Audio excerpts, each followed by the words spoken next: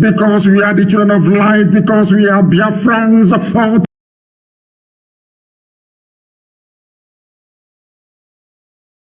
Ultimately we win,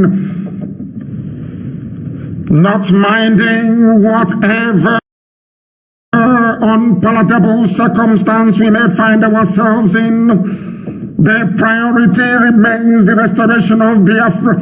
It doesn't matter what the enemies are doing. It doesn't matter what their plans are. One thing is inescapable. At the end of this very journey, Biafra shall emerge to stand alone as the hope and the light and the beacon that Africa will look up to for generations to come.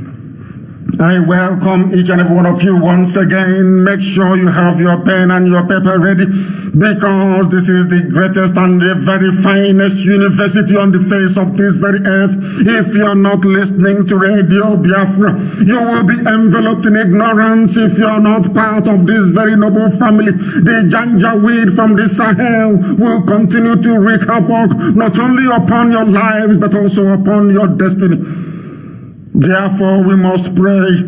We must call upon the Most High,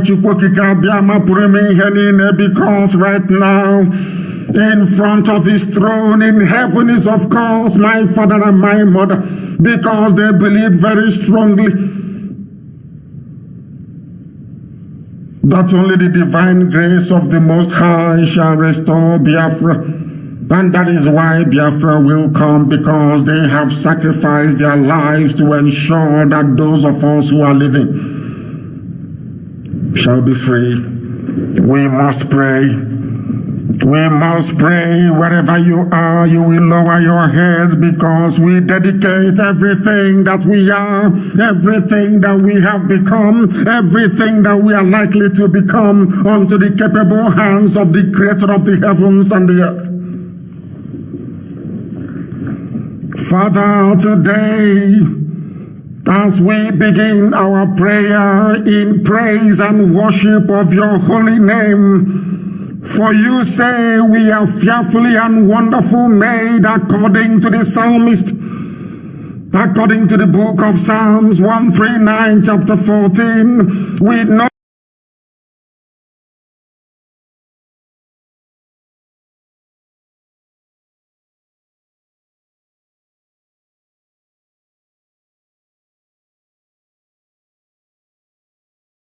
this world is very hard. We know that existence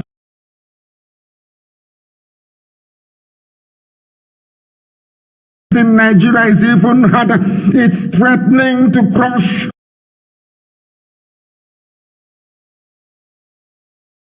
us every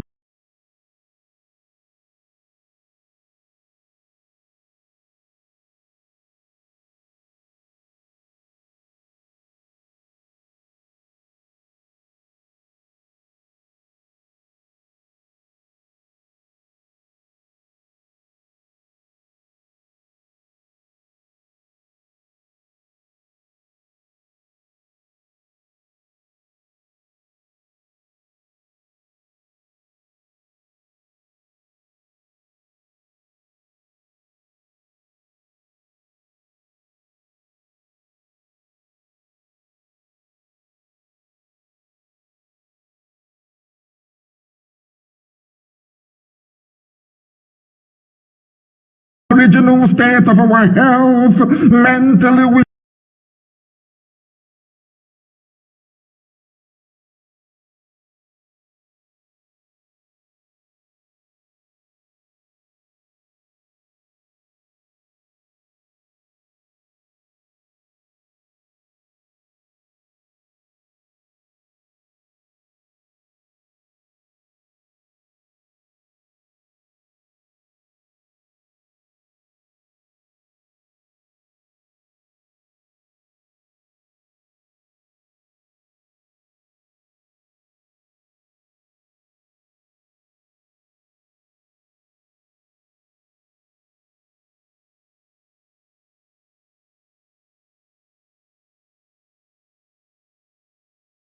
Imo State to serve the whims and the caprices of the Fulani Caliphate.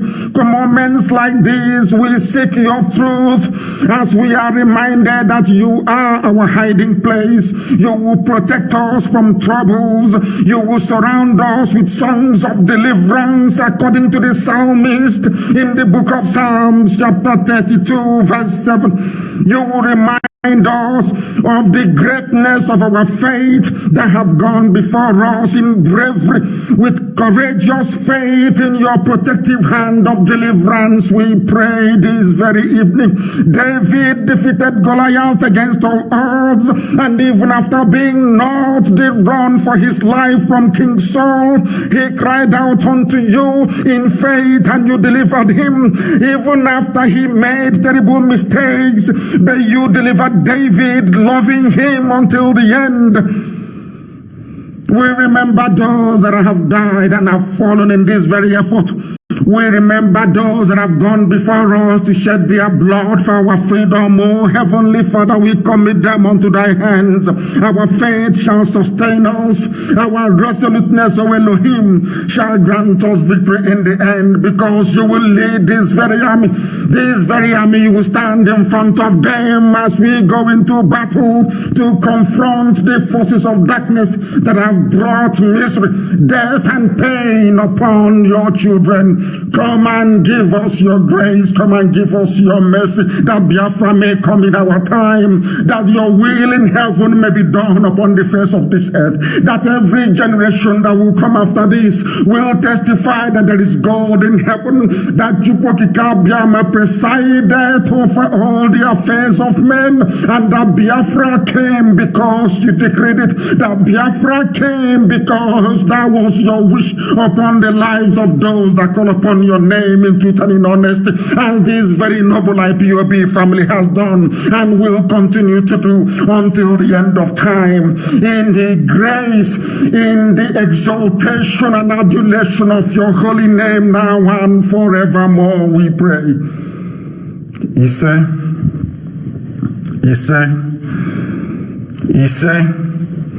we must preach this very gospel, the gospel of deliverance, the gospel of restoration, because without Biafra we are nothing. Today we expose the underbelly of the corrupt contraption. Today we continue to exercise a greater knowledge over the ignorance that pervades the entire damnable zoological republic. Today we shall lift the veil of corruption. Today we shall remove iniquity from the lives of those who have been condemned to live in mediocrity. We must preach this very gospel, because a lot is happening in the zoo. It is our duty and our responsibility to bring this to the knowledge of the entirety of humanity, that heaven and earth may bear us witness that at this time, in this age, in this 2020, that this very gospel of truth was preached. That out of the ignorance of the many, the Janjaweed came down with their terrorist groups. They came down with Boko Haram. They came and visited us with their Fulani headsmen. ISIS in West Africa is slaughtering at will. Al-Qaeda in the Maghreb is there destroying lives. They branded them bandits and kidnappers in the north, but the lives of people are ending in disgrace on the highways of the north. Every blessed day there is kidnapping everywhere. Terror all around us.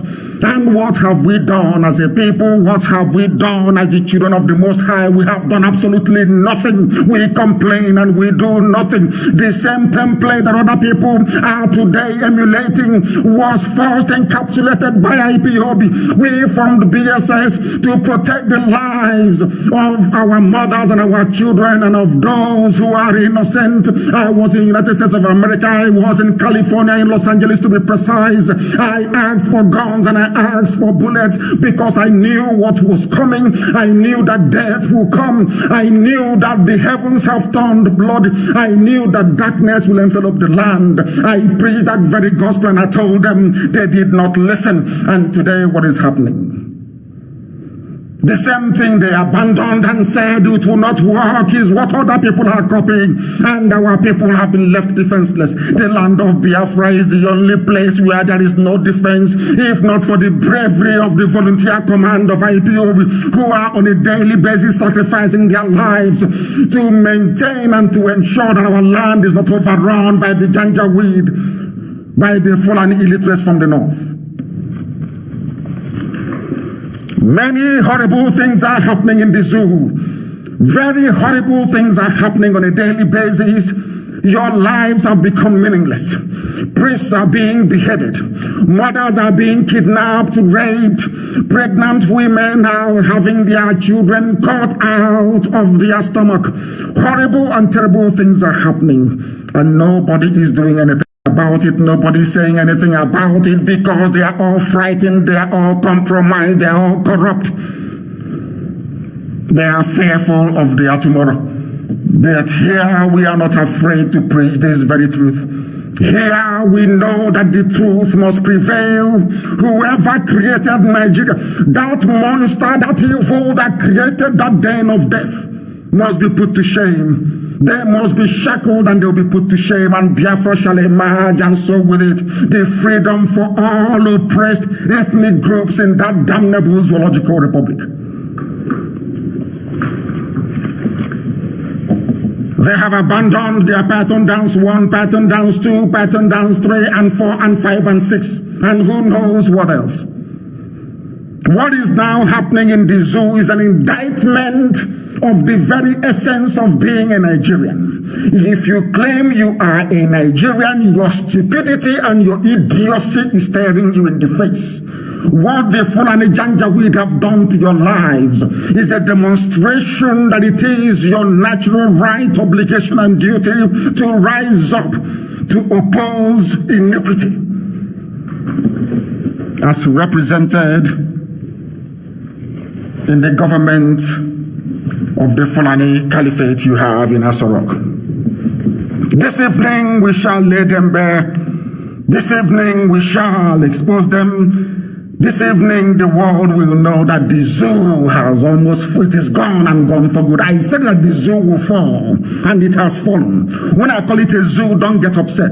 Look at yourself in the mirror and ask yourself, which human being with common sense will inhabit a country that is as spectacular a failure as Nigeria has become? Look at yourself in the mirror and tell me if you will belong to a country or wish your children to belong to a country where all the horrible and terrible things happening in Nigeria today obtains. Ask yourself that very simple question. You know now why we call that place a zoo. You will begin to understand it. In fact, I concede to my dear sister, who is an Hollywood actress, I've forgotten her name, who said that a zoo is a better place than Nigeria. It is about time that people become self-critical. When you become self-critical, believe me, you advance. That is why Western Europe colonized the whole world. That is why they are advancing in every sphere of human endeavor, because they believe in self-criticism. When they are doing wrong, they criticize themselves, they get better. I do not understand why people who call themselves human beings, not just in Nigeria, but all across Africa, all we do is to wallow in self-pity. Nobody rises up in the morning to ask, why is it that we have abundance of coal, of natural gas, of wall-to-wall sunlight, almost 24 hours every blessed day? Why do we have rivers? Why do we have other means through which power can be generated? You have no electricity. That is an indictment of you as a human being. It means that your university education, your PhDs and all your degrees are entirely meaningless, because the things that your brain is supposed to utilize all the resources around it to produce, you're not doing it. Are Europeans with 2 or 3 heads? I'm asking you. Those who are advancing in Far East Asia, do they have 2 brains in their skull? They are human beings like we Africans are. But ask yourself this question, why is Africa not moving forward? Africa is not moving forward because of the level of mentality you find in a place called Nigeria today. This very evening, I want our people to try to be as reasonable as possible.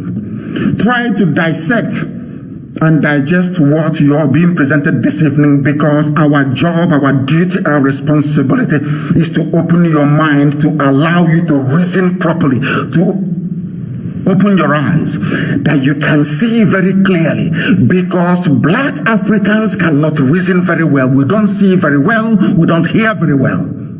This evening, I hope to be, as we embark upon this very journey of enlightenment, we will begin to repent, to offer ourselves for deliverance, because if you do not offer yourself for deliverance, you can never be delivered. It's impossible. As Nigeria is crumbling on a daily basis, or should I say suffering under the weight of self-induced lawlessness. Lawlessness brought about by a government who do not obey the law.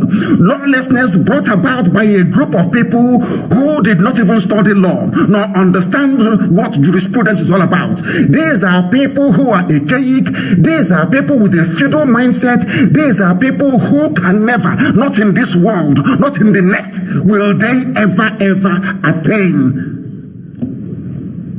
the height of greatness. Impossible. They are the ones in charge of your lives. That is why a Supreme Court can sit down, and when INEC is telling them that 850-something thousand people voted, a Supreme Court will sit down and tell you that the votes cast is over 900,000. And people are walking about and moving about, pretending everything is normal. That is what I find incredulous, absolutely debilitating in terms of those who still retain some semblance of reasoning capacity. I do not understand it. If people just move along as if everything is okay. And I keep asking myself, why are black Africans like this? Why are the so-called Nigerians like this? Why can't you reason for once in your life and ask God in heaven to give you common sense? Nigeria was only created in 1914. Ask yourself, what was your identity before 1914? Who were you before 1914? Who is your grandfather? Who is your grandmother? Who is your great-grandfather? Does it mean that your life never had any meaning, the existence of your culture no relevance, until a white man descended from their boat in Badagry in Lagos and named you Nigeria? Can you begin to reason like human beings for once? I pray and I beg of you. When you see us so poor, our roads are not being built, no hospitals, no good schools, people are lamenting. There is no need lamenting. Ask yourself, what have I done to encourage this reign of iniquity and impunity in the land? It is your silence, because I believe that some of us are actually born into evil. That is why some of you gravitate towards what is bad, what can never be remedied.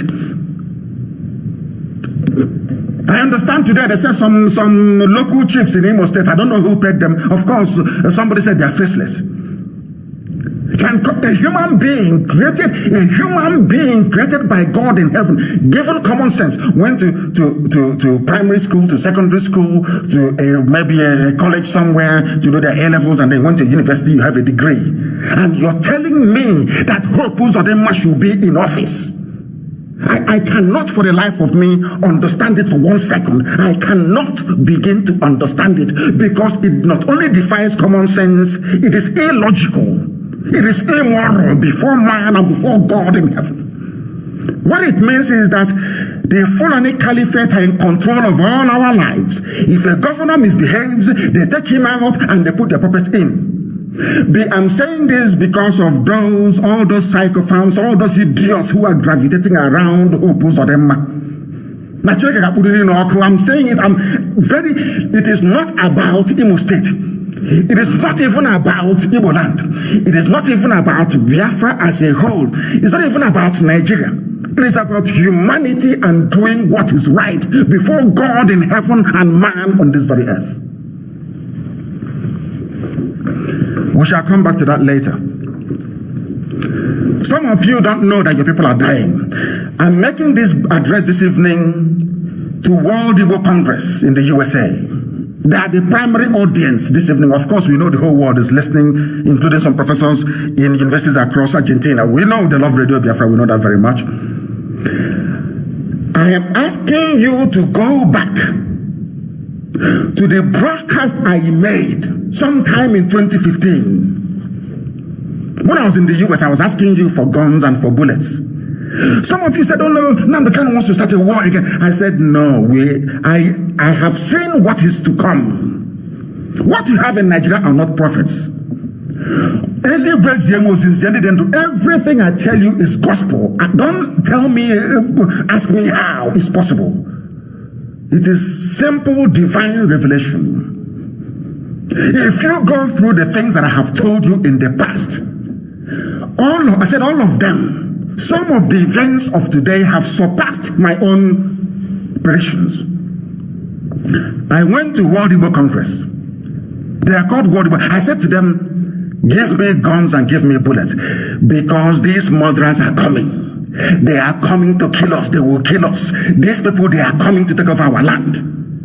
Let me even try and see if I can find, I think I asked the deputy today to try and circulate this very broadcast. The one that I made before. Very, very important.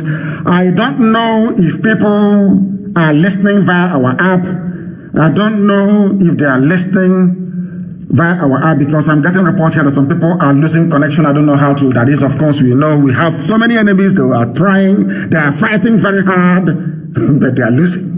It's just like Trump. Forget all the nonsense, all the media hype, all the rubbish. At the end of the day, the people are with him the same way with this IPOB, the same way with this very position that I occupy. Forget all the nonsense you're hearing. Oh, this person said this from a job. We are not Biafra, we are rubbish. Go to the ground and ask the people. They will tell you that their heart, their mind, their soul, and their body is with this very IPOB. They recognize the importance, the relevance, and the great work that IPOB is doing. I went to America and I said to our people in the USA, give me guns and give me bullets. The zoo, being very clever, of course, advised by the British, said, oh, charge him with treasonable felony. He wants to cause a war. I said, no. Today, don't you have Amotekun in Yoruba land? They will carry guns. Today, you have something called, is it Dambro Bashege in the north? I don't know what they call it. They said they formed it 2 days ago. Is it not something I was saying to World Igbo Congress? Today, as I'm speaking to you, our houses are being destroyed in Ebonyi. Our defense in Ebonyi cannot stretch for the number of miles that the Nigerian army and their backup, the Fulani bandits and the terrorists are attacking on a daily basis. Some of you don't know this.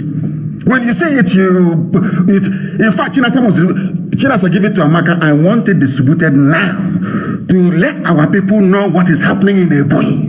They don't understand what is happening in Ebonyi. And sometimes I feel sorry for the governors. I never thought I'd hear myself say this. I feel sorry for them. You have seen what happened to Iheajor. For hosting one Iheajor lecture, he was one Iheajor lecture. And somebody, I don't know if it was Obio called, or was it a moderator who was interviewing him, asked him, said, why is it that any time people gather from the east, the north will get very jittery? Just one Iheajor lecture. And one birthday party for Mbazurika Meji. That is all. For our dear father. Of course, he's our father. Mbazurika Meji. Only one birthday party. And they said, Iheajor must go. He's trying to bring the Igbo people together. He must go. And some people in Imo State will have the temerity to open their mouths to talk rubbish and say that who puts on the march will be in Douglas House. But we are coming for all of you, one after the other. Mad, insane people. It's nothing to do with, I don't know who Emeka Iheajor is. I don't want to know. I don't give a damn who they are. In fact, they're all the same thing. They're all Abuja brought up. They're all the same. But what is right is right. This IPOB stands on the side of justice all the time. I said justice all, regardless of who is involved. When I was in detention, some of you may have forgotten, I fought for the release of so-called Boko Haram suspects because I knew those young boys from Niger State were innocent. I fought for them. Some of you may have seen the clips. When I used to go to Federal High Court in Abuja, I used to stand in. I called the journalists and I called the parents of these boys suffering at the hands of the DSS. Inhumane conditions are being kept. I asked them to speak up, and some of them were released as a result of that. We fight injustice regardless of who is affected, regardless. And what is happening in Imo is a travesty. It's a shame on Imo, not just on Imo people, on the entire Igbo race. It's a shame on the entire nation of Biafra, on all of us, on everybody. It is a shame because, as I've warned you before, if it goes in through one ear, it comes out of the other one. Somebody, they're scamming us. So look at these Biafrans. What are they doing? They're scamming us. But today they're slaughtering you. And everything I said, has it not come to pass? Have they not abandoned the North to be circulating in my village? Yet some of you cannot reason. A war is going on in the North. Terrorists are taking over local governments in the North. And the so-called army designed, equipped to fight them, they're in Isama Furuku in Omaha, perambulating. And some of you think it's normal. That shows the extent of depravity in your brain. That shows you in a very bad light. That shows you why you were colonized by the Europeans. That shows you why Africa is the bottom of the pile in the whole world in terms of human development and progress. Because there is a part of your brain that is pure darkness and evil. Anywhere you see evil, you go there. Like Loretta and Onochi, whatever that's what woman's name is. Anywhere you gravitate towards. In fact, I'm happy to say that the European media used to do that before. Anywhere they see evil from Fulani, they go and they support. Now they have repented. Now they have changed. Because it has affected them. I'm sure it has affected these families as well. It is not big news because Biafrans don't control the media space in Nigeria, so it's not big news. But on Radio Biafra, we preach it that the world may hear, that mankind may bear us witness, that the day it starts, nobody will come and say, oh, they are seceding. They want us, of course, we are now everywhere. Nobody can lie against us anymore. Forget all the fake pages of blogging sites they have developed to publish junk and debunk their own junk they have published. Nobody can pocket IPOB. It is impossible. We are unstoppable. This train is unstoppable. If you stand in the way, you'll be crushed. Ask the zoo what they are going through. They will tell you. They will tell you. This is for Otundi Bonin, what they are called. I'll come to the rest of the Biafrans later on. But these are the main culprits. This is what I'm addressing this to them. I want to tell you what is happening in the zoo called Nigeria to our people, to Biafrans, all over the place. But it is not big news. Why is it that Fulani terrorists hijacking GUO? Some of you know who GUO is. They operate what is called a luxurious bus. It's a coach from the north to the east, from the north to the west. There's also Ezenwata. They did not just abduct GUO motors, they abducted a luxurious bus carrying Biafrans that boarded Ezenwata, a luxurious bus. They also took Young Shall Grow. But none of you know, some of you don't know this. Some of us are we on Facebook gossiping and yapping, talking rubbish. On Instagram, writing junk. Whereas what the Fulanis are teaching us is a new version of this is not just coronavirus, it's just something very similar but even more deadly. There are now all the luxurious buses coming from the north, they take them. These are the ones that people manage to escape. 1 or 2 persons to raise alarm. And the police are speaking about it. Not running after the terrorists, not running after the bandits and the kidnappers. No. They're in Isama Furuku in my village. And you're telling me that such a country deserves to exist. You're telling me that a country that is, that quite literally abandoned their commitment, their obligation, their constitutional duty to fight armed insurgency, left it and is perambulating in a village organizing a burial for their traditional ruler. Can you believe that? Can anybody in their right senses, can any human being that has brain in their skull comprehend such absurdity? They cannot. But I want to tell you why some of you condone it. I want to tell Nigerians why they condone evil. You condone evil because inside you, you are naturally bad. You are evil yourself. As I said earlier, I'm very glad that Yoruba newspapers, they have now repented. They have now seen the light. They have now seen the truth. What we are preaching is the truth. Nobody hates. I do not hate anybody. Before God in heaven and man, I don't hate anybody. But when you bring your reign of terror, when you bring your nepotism, when you bring your wayo to try to deceive people, we tell you no, it cannot happen. Not in this very generation of IPOB, it cannot happen. Have you seen how they quickly rushed and opened Iguacha Seaport? Calabar Warri? Have you seen it? Do you know why they have opened it? It's because of the work being done on this very platform, by this very radio station, by this very glorious worldwide family of IPOB, by what we have done. And of course, in part, to punish the Yoruba for forming Amoteku.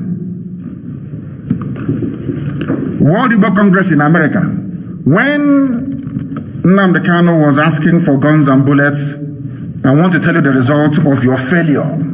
I want to tell you the result of your failure, collective failure, individualism gone crazy. All of you think only about your family. What? Oh, my son is now in Yale. This one is in Stanford University.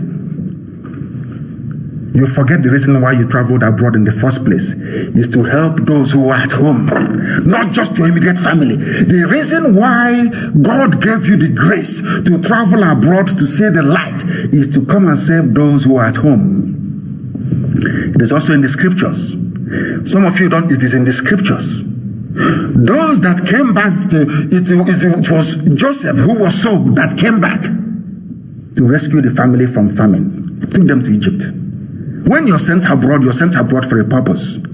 You have a purpose. That purpose is not to train your 1 or 2 or 3 children to become relevant or to become mighty society where they are. No. Is to help those who are at home, to bring that knowledge, that know-how and that expertise to alleviate the suffering heaped upon those who cannot help themselves. That is your job.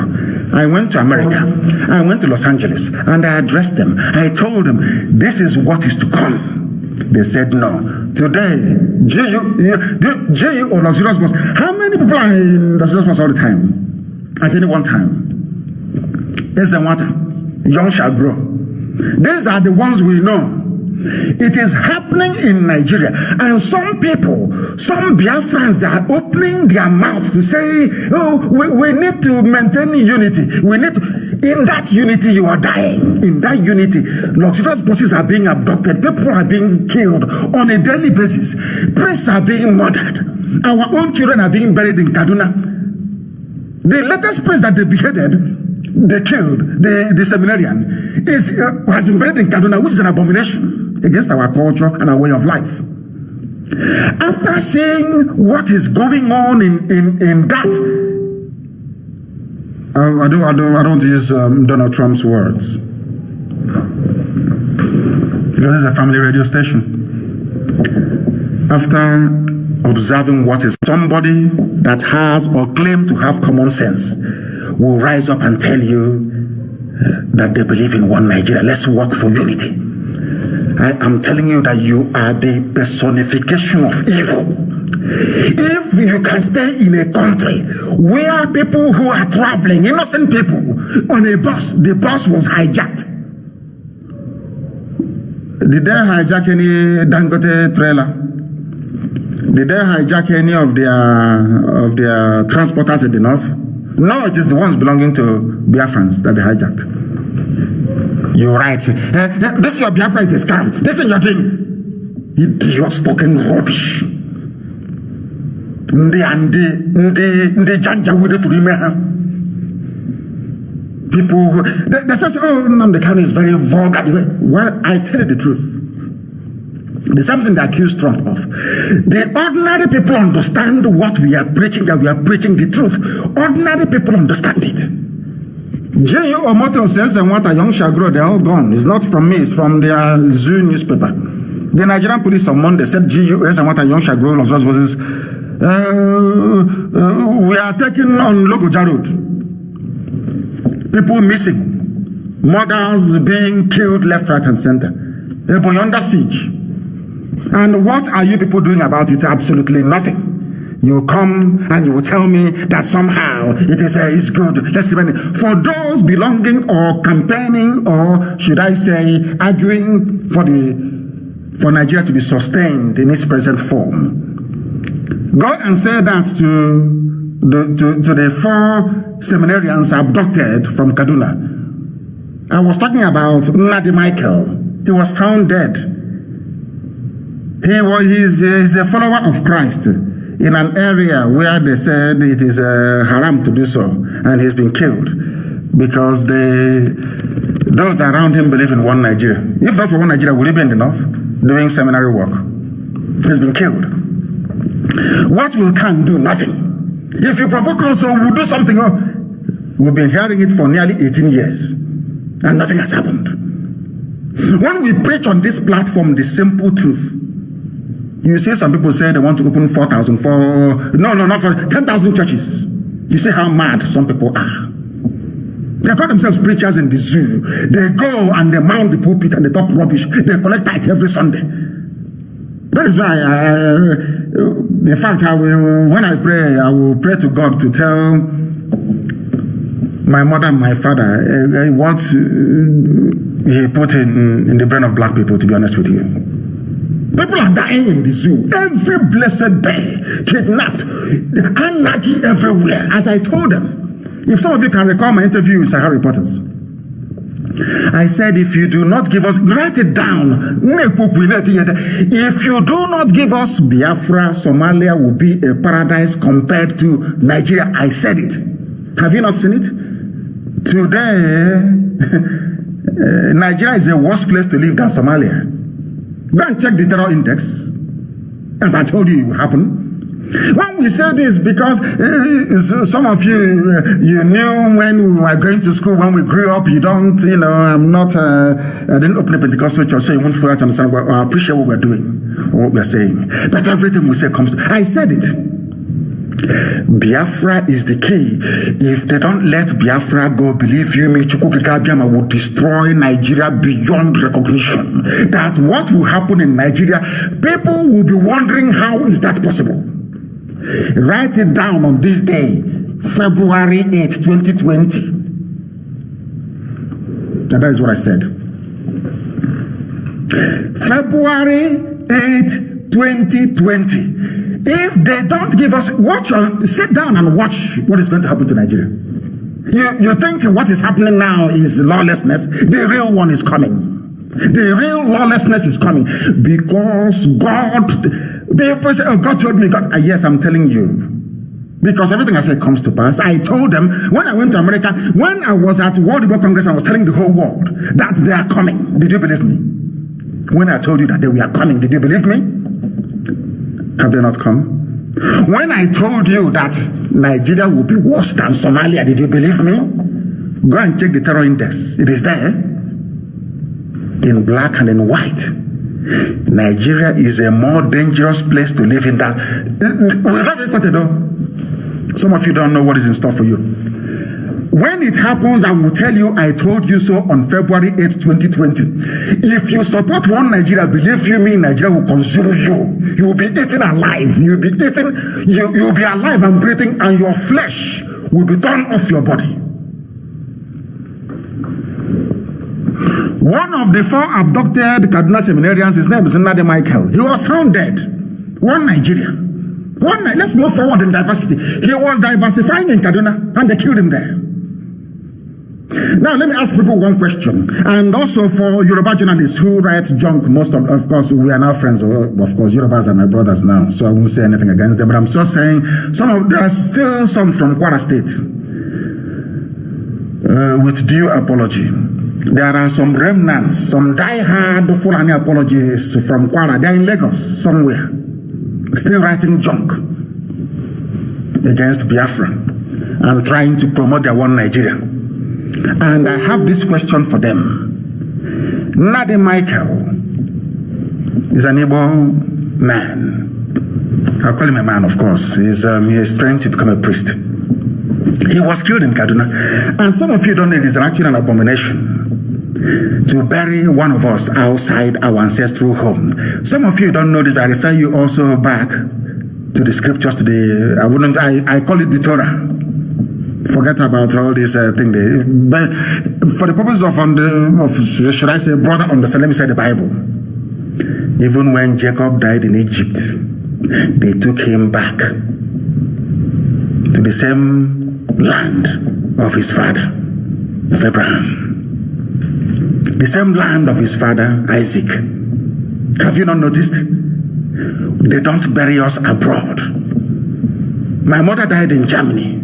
She was flown back to be buried in the land of her ancestors. Do you understand that? That is who we are. But this Nadi Michael has been buried in Kaduna. We are praying for God to forgive us of the crimes we have committed. We are even committing more abomination on top of it. He's been buried in a seminary ground in Kaduna. Who killed him? Let me ask this question to Yoruba people.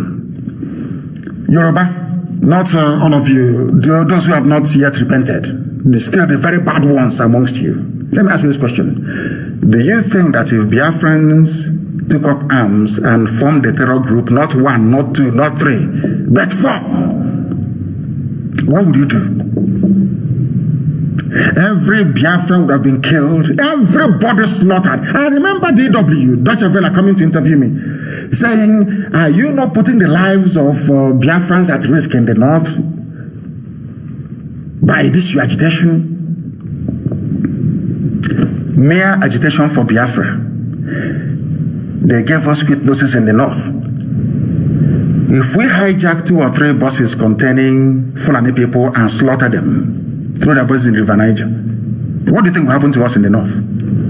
I'm asking Yoruba journalists this very question. What do you think will happen to Biafrans in the north? If it were Biafrans that formed Boko Haram, Fulani headsmen, ISIS in West Africa, Al-Qaeda in the Maghreb, tell me what would have become of us today. There will be no single Biafran existing. They will kill everybody. But Fulani are the principal funders of 4 major terror groups in the world. On top of that, they're telling you who's going to be president and who's going to be vice. Now, I want you, as I keep saying, go and look at yourself in the mirror. As you're looking at yourself, you should be asking God, why did you create me so stupid? And by so doing, put me in Nigeria. Go to the mirror and believe you me, you will change. By tomorrow, you become a better person. Go to the mirror, look at yourself and ask yourself, God, why did you make me so stupid that I am part of one Nigeria? I ask you again, listen carefully to my question. All of you clamoring for one Nigeria, talking rubbish against IPOB, which I love anyway. I love criticism, believe me, I love it. It spawns me on every blessed day, I love it.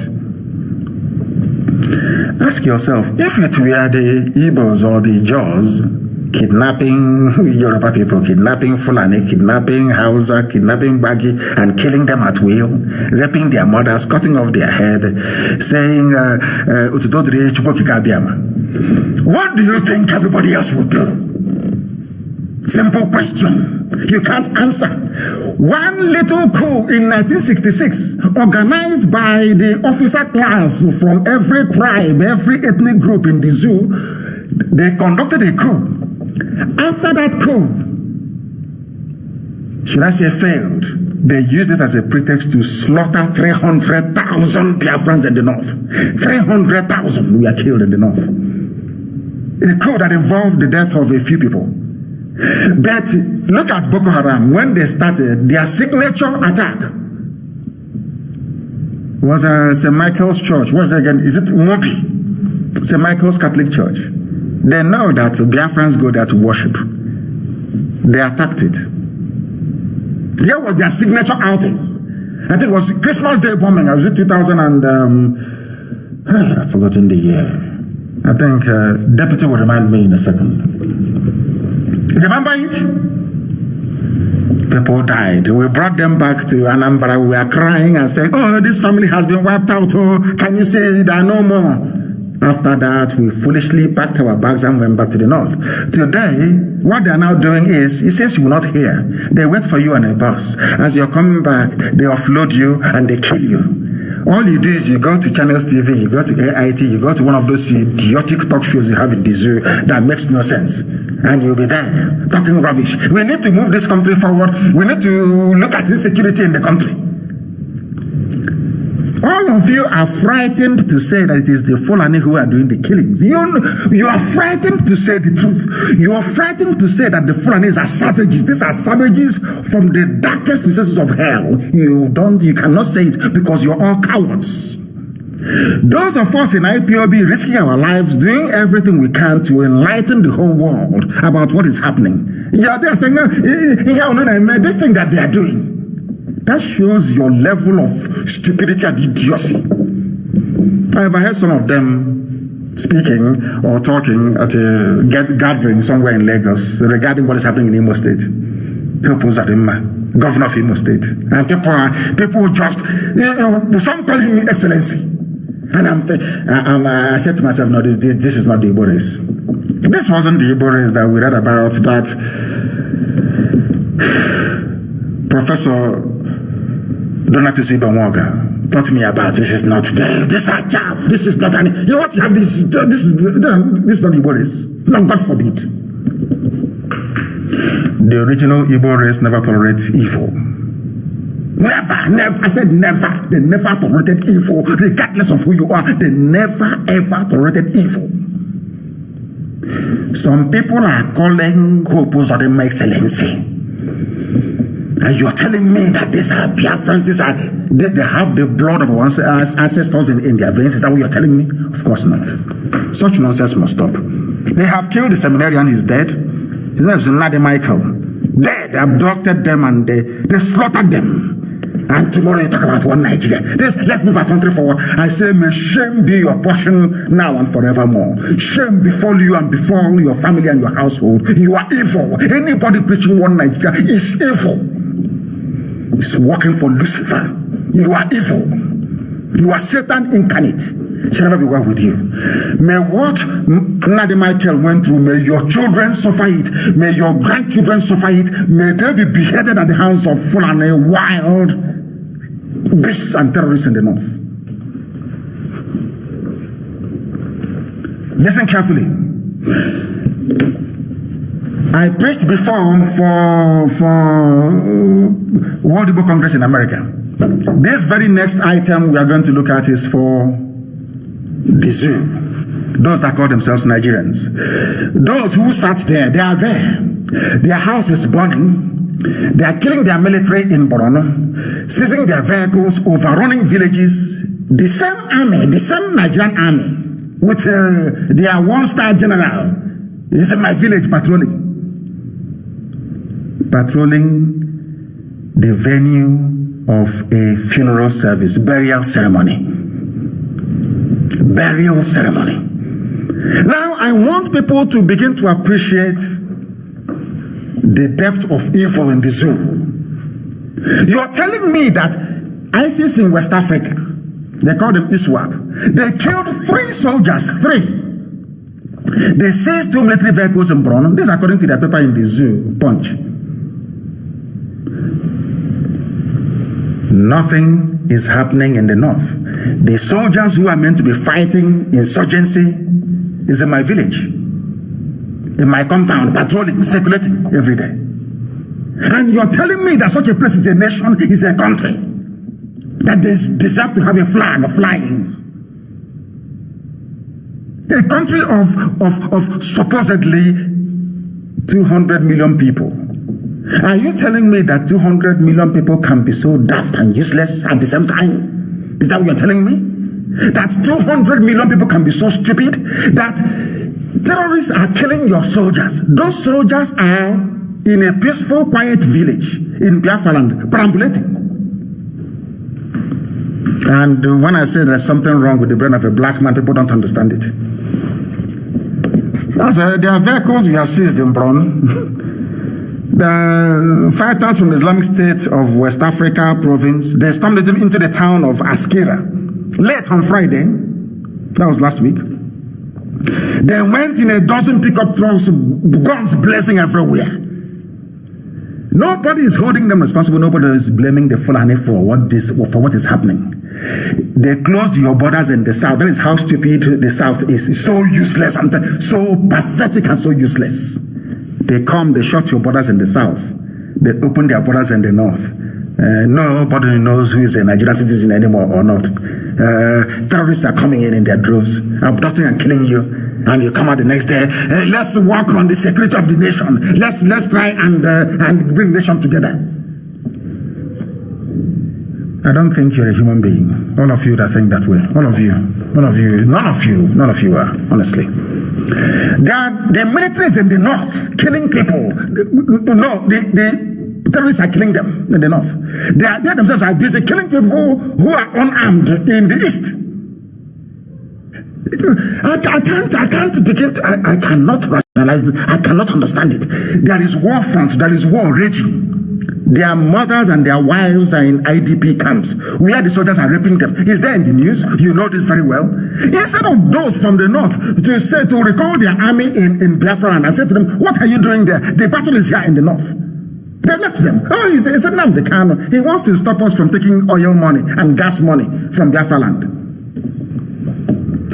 And you're looking at Nnamdi Kanu, looking at IPOB. The more of you end up in IDP camps, the more your local governments are taken.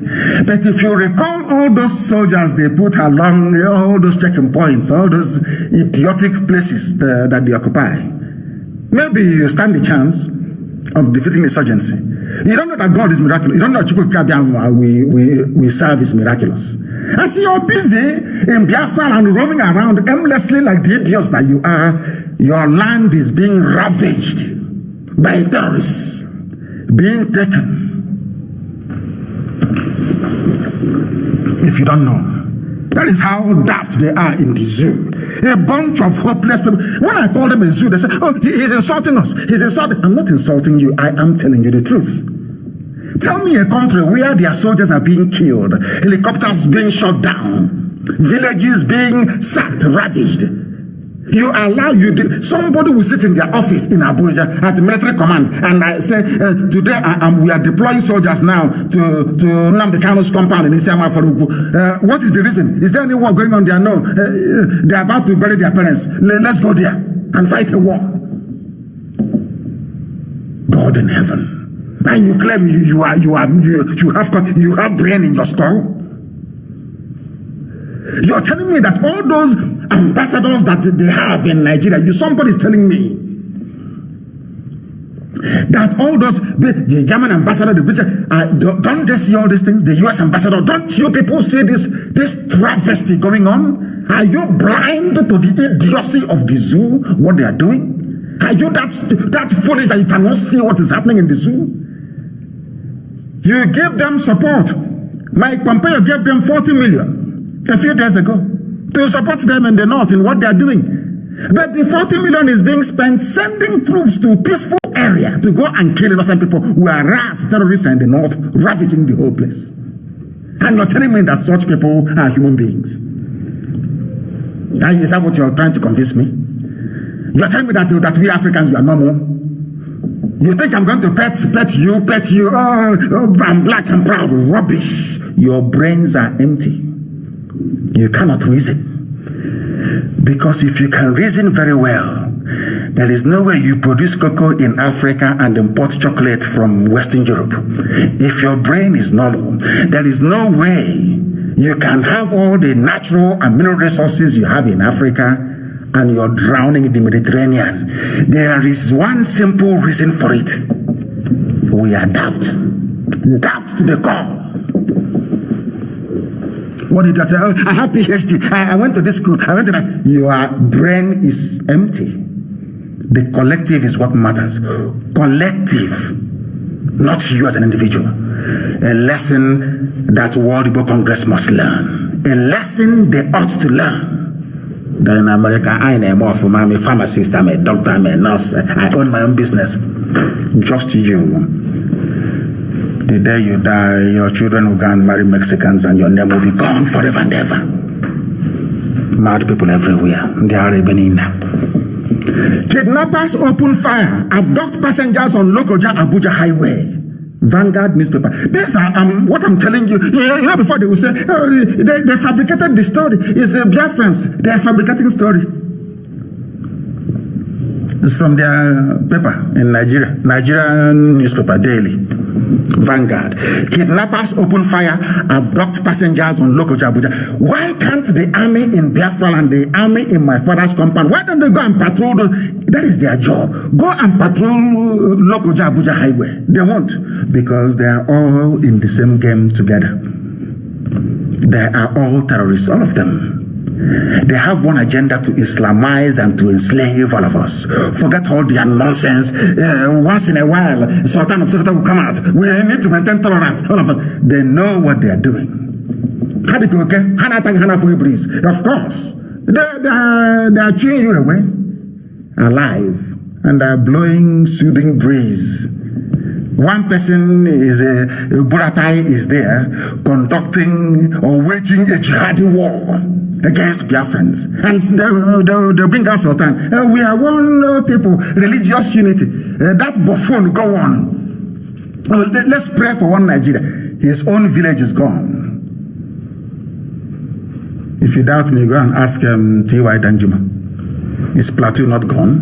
Of course it's gone. They've taken it over. It's gone. Because they were busy fighting their friends from the east instead of facing the raw enemy from the north. They say police fight back, rescue some passengers, arrest 4 kidnapper members or whatever they call it, people belonging to the gang. But nobody, you cannot hear Wole Soyinka or somebody ask, or their Senate House or whatever rubbish they call it, House of Reps, asking the question: if we are having insecurity in the north, people are being abducted and being killed, beheaded every blessed day, what is the army doing in Isiama and Faruku at the home of Nnamdi Kanu? What is the army doing there? Let the army justify what they are doing there. But they won't ask. And that is why they are dying. They think that they can mock God. You know who God is in heaven? Watch and see what is going to happen. Zoo will be decimated. Write it down now. I don't believe in, I'm not Mbaka or any of these idiots.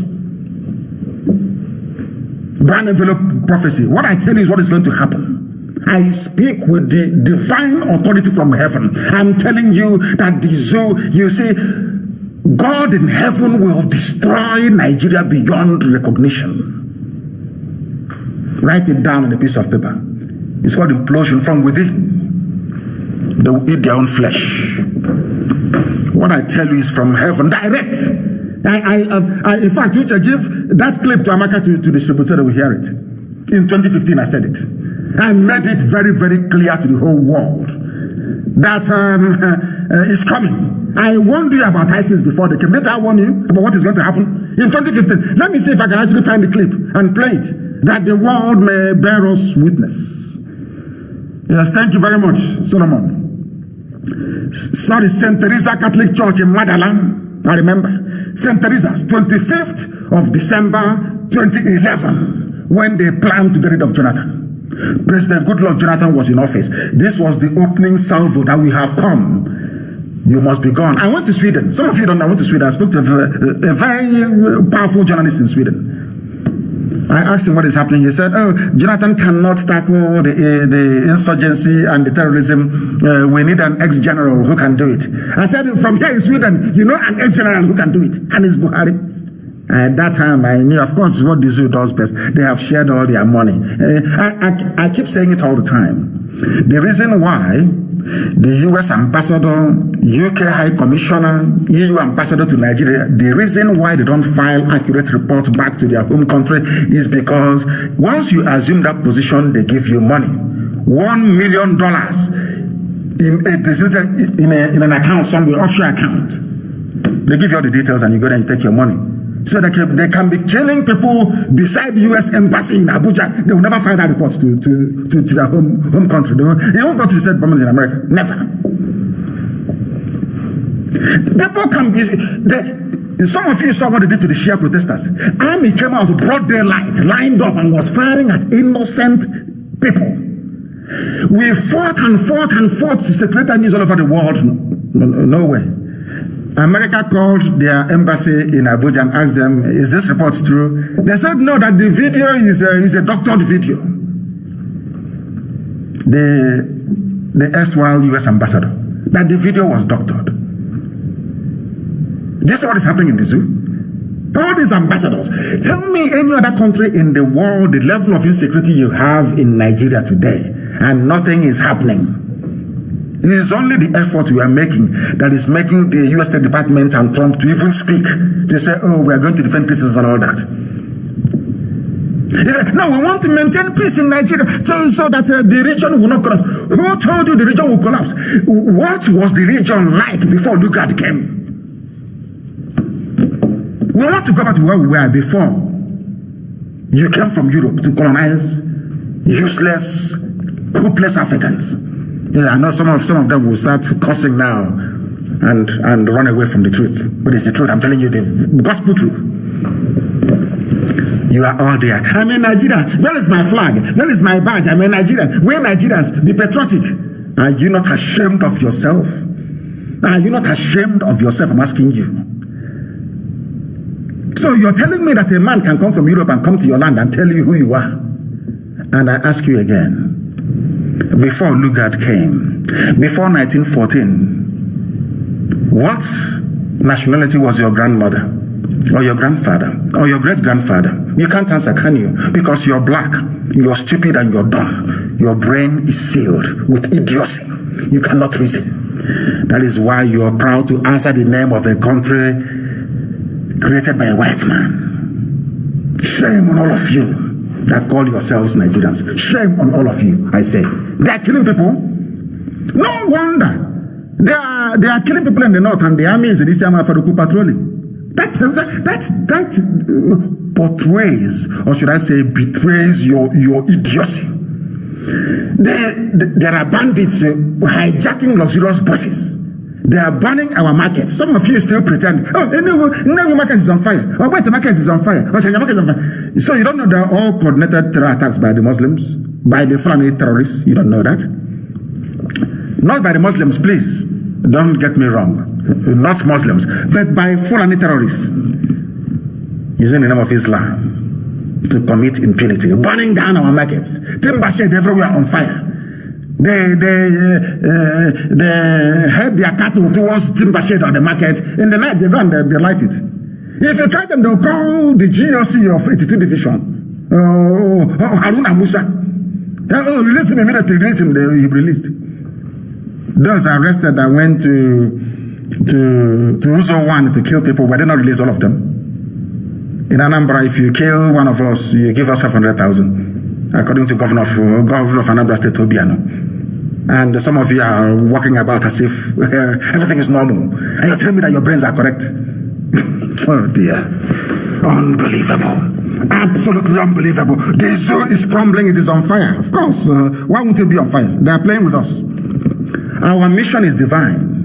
God in heaven sent us to do this very work we are doing. That is why Biafra was coming. It doesn't matter what you do. It doesn't matter the amount of propaganda. It doesn't matter the amount you use to bribe all the foreign missions in Abuja and in Lagos. It doesn't matter if you've bought over CNN, bought over Financial Times, bought over Telegraph in the UK. It doesn't matter if you have bought over Associated French Press, AFP.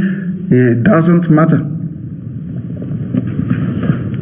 In the end, Biafra will come. It doesn't, I'm being honest. Remember when we started? We used to tell them, I used to tell people that it doesn't matter what you do. We'll get to where we're going. Today, they have seen the light. Do you think IPOB do you think anybody can stop us? Let's be very serious. Do you think anybody can stop us? Nobody can. Not even that wretched slave Okon says he's the CP of Abia State, police commissioner. IPOB should not come to Isiaba Faru. They shouldn't come to Umuahia. They've been designated a terrorist group. The idiot is there and the Fulani headsmen are killing people in his village. He is wearing police uniform in Omwaya, talking like an animal without a brain. These are the idiots that we have. His name is Okon. He's a Biafran. But he needs to serve his masters in the north. And sometimes I begin to wonder, how did the Fulanis actually manage to get people in this position? How did they manage to do it? How? How did they manage to do it? Some of you are just moving about aimlessly and sheepishly on a daily basis without the capacity to reason or to think for yourselves. Very, very sad indeed, I say. Extremely sad. Extremely sad, I'm telling you. Very, very sad indeed. Oh, come. They shouldn't come. But Fulani herdsmen are going about killing people every day. In Abia State, you've done nothing. They rape, they kill, they pillage. You do nothing. It's peaceful IPOB coming for burial. There, you want to come and stop us now. But I'm saying this live on air to the whole world so they know. So that when you want to call me a terrorist, you can say it with every ounce of conviction. I am saying this to the governor, I want to say the governor, to the Commissioner of Police in Abia State, Mr. Okon. I'm saying it so the world can hear. If anything happens to any IPOB member on the 14th of February, all your children will be killed. If you like, you try. If you like, you try. Any army officer, I saw one in army jeep with one red star, will find your name. Any commander, I'm letting the whole world know. I want Britain to know. So when it happens, I'll be arrested. I want to be arrested. I want to go to a law court in England to argue this very matter. If they kill anybody in my father's compound on the 14th, I swear to God in heaven, every commander, everybody in charge of any platoon or division that fired that shot, your children will be dead. We'll hunt them down wherever they are in the world. We'll slaughter them in broad daylight. We'll go to prison. Then you will see how painful it is to lose a child violently. Try us and see on the 14th. We're not going to drag this issue. We're not dragging it. Commissioner Okon, are you hearing me? I said, come to Isiama Faruku and kill somebody on the 14th of February 2020. I assure you before the end of this year, we'll find your children, your wife will murder all of them, will slaughter all of them. Please don't recognize what I said. Mad people. Now you will see madness. We have left the people alone. We are not armed. We have not killed anybody. We have not. Look at the protest we go on. Has anybody ever reported that anything is missing? Do you know we are IPOB? Do you know why they call us Umochineke? Do you know the reason why they call us that? Because our mission is spiritual. It is not carnal. It is not something that money can buy. We are not looking at material things. We are looking at the message from heaven that the children of God in Biafra must be free. That is what we are doing. Leave us alone to do our thing. Defeat us with the weight of your argument. You're busy. Any people, you shoot them dead. Oh, because we've been quiet. 14th of February 2020 is the Rubicon. Come to Afara and kill somebody. All of you, including Buratai, will hunt your children and will kill them. You people are very good at saving recording. Save this one. Because when it happens, you will tell Britain or you will tell USA. When it comes in, arrest him. He did this, he did this. I will gladly submit myself for arrest. Let us go to court. And then the court will ask you what are you doing in this village. Mad people everywhere. Useless. Come to Isiama Faruku on the 14th and kill somebody. I swear to God, this Shukokam I worship and I praise. I swear to him, from Duratai down, all your children will be killed. And I'm giving an order tonight. You must find where the children live, all of them. All of them. Every police commissioner. Every commander, 82 division, airborne division in Iguacha, everywhere. Find me their children, where they are schooling, where they are living, all of them, find them. Let us show them our own madness. Because they have shown us madness, we will now show them double madness, that we are insane. When I said I'm insane for Biafra, they don't understand. Now I will show them how insane I am. Their children will be killed. I am telling you this. Come to Afra and shoot on the 14th. You see what will happen to you. All of you, one after the other. Okon, I'm warning you. I am placing you on warning. I'm letting, because before I do something, I tell you what I'm going to do before I do it. I'm telling you now, come to Afara and kill somebody in my father's compound, my father and my mother's burial, your own children will die. You can't bury them. Those who are good at issuing quick notice, prepare to issue quick notice. If your soldiers come to Isiama for to kill anybody, then you issue quick notice in the north. All those who are encouraging Fulani Janjaweed in our land to be doing what they are doing, all their impunity, killing, have we killed anybody? Have we gone to war with any? Have they not formed their Amoteku? Do you not support them? Even the Shege Dampanza, whatever rubbish they formed in the north, we are in support of it. Leave us alone. We are not armed. Leave us alone. This idea of police coming to people's houses, going to my lawyer's home to go and kill people, that nonsense should stop. If you come to this, I'm telling you, I want the Zoo papers to write it down, what I said on this very day, on this very broadcast. If you come to Isiama for fire one shot, every commander, that commander that led them to say, shoot, you're not shooting at terrorists in the north. You've come to my village to shoot people. At my own parents' funeral, you will bury your own children.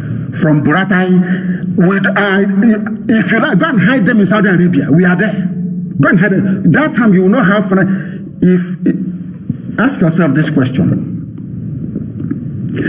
You think that Boko Haram, they are fanatics. In IPOB, we are madder than they are. Come and shoot. Then it can result to war in a few weeks' time. Then you'll be issuing invitation to people. Come, I want to bury my children. They have been killed. That thing you want, you people want, you will see it. Including Ohanese and the governors. That thing you want, you will see it. Since you people are women, you are so useless. You are so useless, you have no mouth. An idiot, an ill-educated bastard will come from the north into our land with military convoy and be killing people, and you keep quiet. All of you will see what will happen. Come to Isiama for go and shoot, and you will see what will happen to you. We're not going after you, just only your children. So you know what it means to buy casket. You know what it means to weep. Your names will be wiped off from the face of this earth. Your name will no longer exist. Come and try us then, and you will see. Before, we've left you, we go to pray in the field, you come and you kill us, you go. We go somewhere, we kill us, we go. In my own father's compound, my father's burial, my mother's burial, you want to come and kill people in my compound? Come, we are waiting for you. Mad people everywhere. Have you heard people before complain that we abducted people, that we killed anyone? We are preaching the gospel of peace and Biafra restoration. You cannot handle it because of your waywardness, your backwardness, your illiteracy, and your savagery. You do not understand what is called public discourse. You don't understand it. You cannot defeat us in a debate. That is where anywhere you say that they are terrorists. We filed an appeal for nearly 3 years now. You are there dribbling and deceiving yourselves after obtaining ex parte motion. Shameless zoo, shameless country run by idiots, left, right, and center. Mad people everywhere. Is it only us who are complaining? I keep saying this. My deputy tells me all the time, don't say it, don't say it. I'm sure now he'll be wondering why am I saying this out in the open. Deputy will tell me, Ucheme, for my deputy. Very good man he is anyway, by the way. Don't say it. Don't say that Buhari is there. He said that Buhari is dead. It's Jubril who is there. It is the message. It is the truth. I must preach the truth. The world may not want to hear it, but I am under instruction that as long as I'm behind this microphone, the truth must be spoken. The truth must be preached. And that is precisely what we are doing. Don't take my word for it. Some of you ignorantly and foolishly in the zoo. Look at that young man they sent to Ethiopia. They say he's Buhari. I can't, let me tell you why I despise the way black people reason in Africa. I am the #1 self-critical person. I criticize myself. Myself included. Let me tell you why I lost respect for black people. 2 things. You see 1914 amalgamation, the so-called creation of Nigeria in 1914, and Jubril al-Sudani. Those 2 things made me realize the depth of the stupidity of your average Nigerian, regardless of how many degrees you have. Now, ask yourself this question. If the real Buhari were to be alive, what would Aisha Buhari be doing saying things are getting out of hand in Nigeria? I can't understand. When we come from, there's an adage, when we are small, our parents, they will raise us with proverbs and adage to make you, they tell you fairy tales, regarding tortoise and frog and all the rest of it, so that you have some sense. You brain, you can reason. It's called discernment. You can discern. You can read between the lines. You're telling me in a country full of professors, about 9.8 million professors in the zoo, the wife of a so-called president is coming out and telling you things are getting out of hand. This happened this happened out of hand in Nigeria, and all of you are quiet. Everything is normal. And I'm asking you, if Melania Trump will come out and say that things are getting out of hand in America, what do you think will happen to the husband? Huh? His poll rating will dive down immediately. He will be removed from office. This is the wife of your so-called president. A president without makeup, he looks like a 42-year-old. Look at his hands. One day his nose is big, the next day his nose is small. All of you are blind. Some journalists even can bring out that time they started with the plastic surgery on his nose. That one, his nose is so flat. I said, this is Buhari. And I look at and I say, God, why did you mix me with? Who are these people? Who are these people that cannot reason? Why am I amongst them? I'm telling you the truth. Why? I ask myself, God, why am I amongst these people who cannot reason? Don't you have another use for me? Can't you ask me to do something else? Why am I with people who cannot reason? Aisha is saying things are getting out of hand in Nigeria, and people are so sheepishly blind that they cannot put one and one together to give them two. Very, very sad indeed. But we are here to educate them. We are here to educate them. Some of you don't know why Trump banned some people from the zoo from entering USA. It's because of their track record of terrorism. Abdul Muttalib, is he from where? Is he not Fulani boy from the north? The shoe bomber. They want to go and bomb America. And I'm saying to Britain, have you ever got any Biafran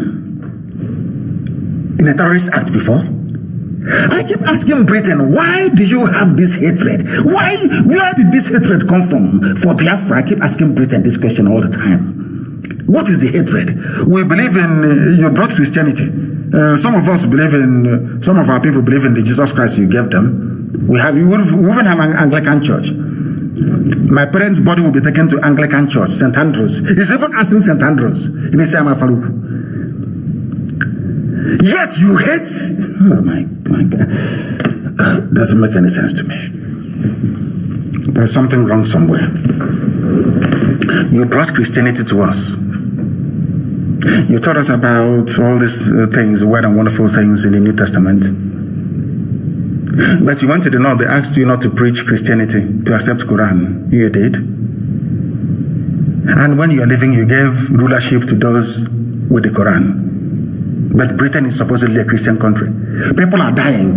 Prince Charles could not make it to Jos. They said it's unsafe. He ran back to the UK.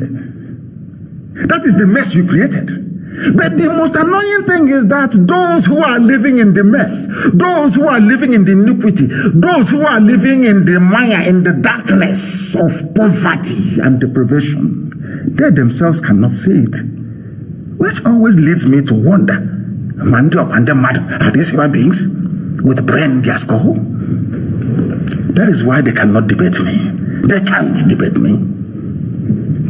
They know they cannot last. I'm telling you, they cannot last for 2 minutes. They'll be vaporized.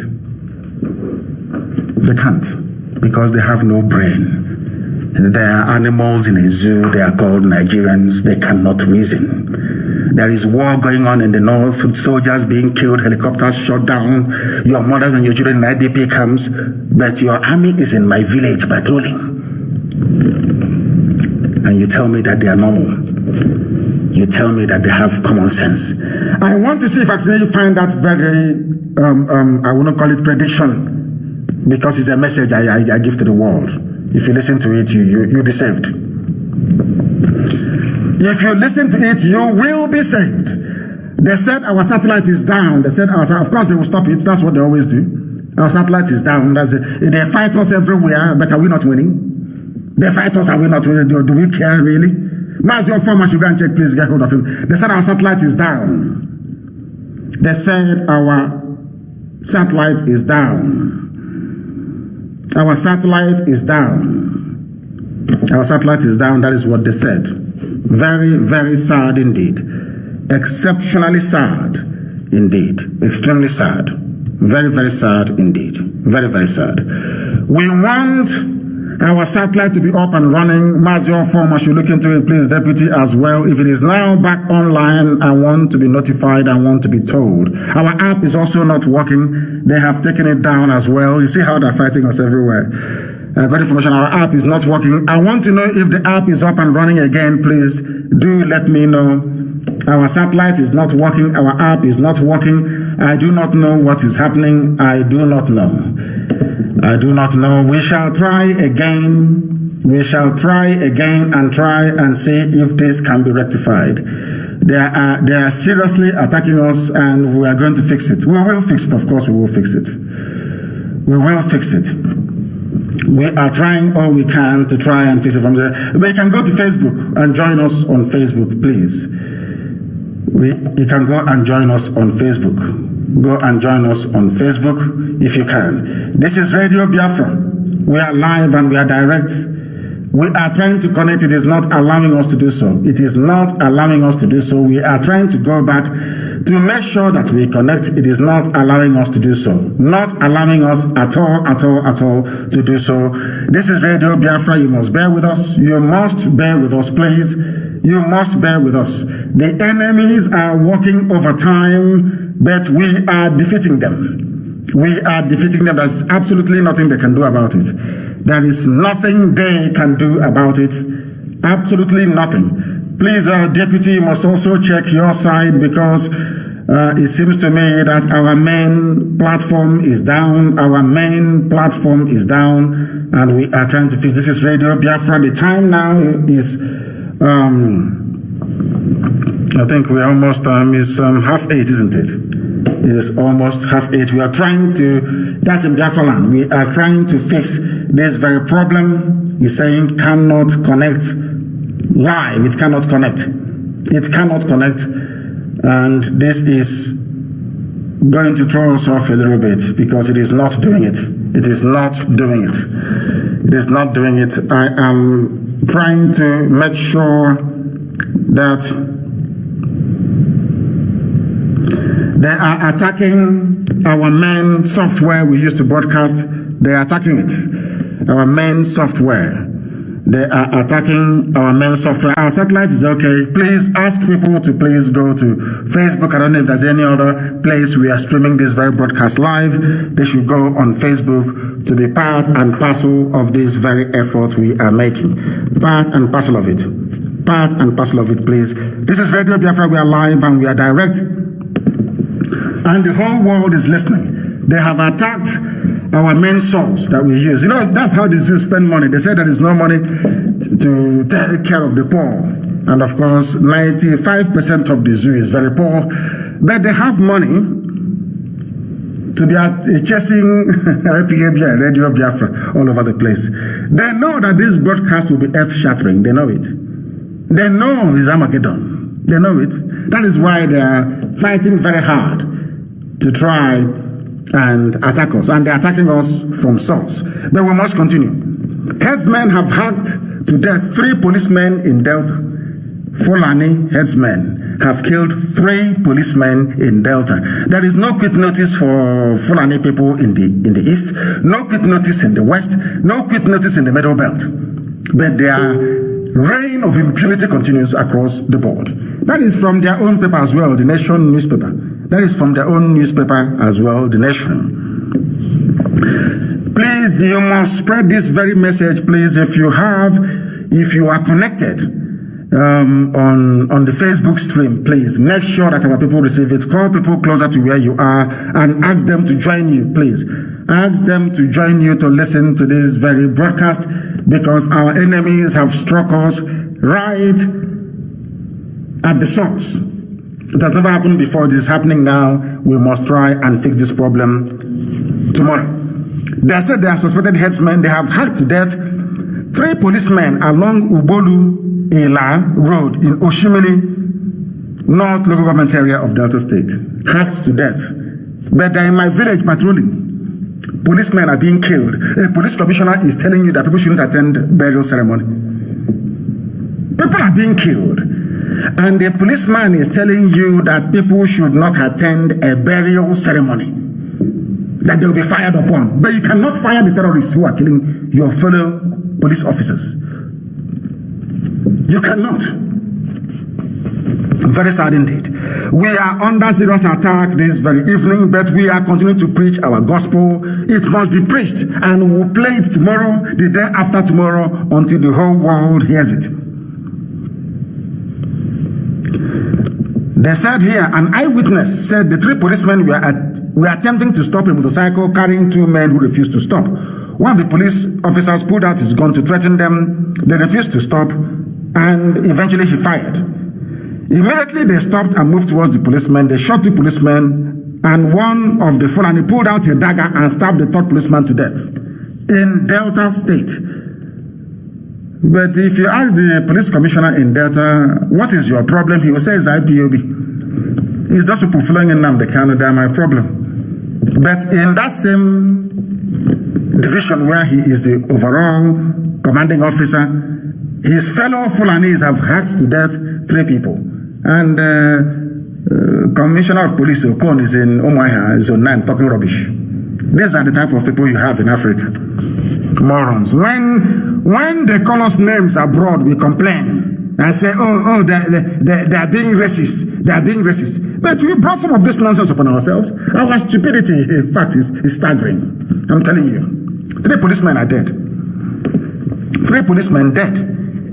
And people are busy looking for IPOB. Everywhere is on fire in the zoo. They are falling left, right, and center. And you know what they have done? Listen to Nigeria. After killing 3 policemen, after raping and pillaging and destroying and basically abducting, kidnapping people at will and killing them, you know what happens to Boko Haram and to Fulani headsmen and to ISIS in West Africa and to Al-Qaeda in the Maghreb? They grant them amnesty.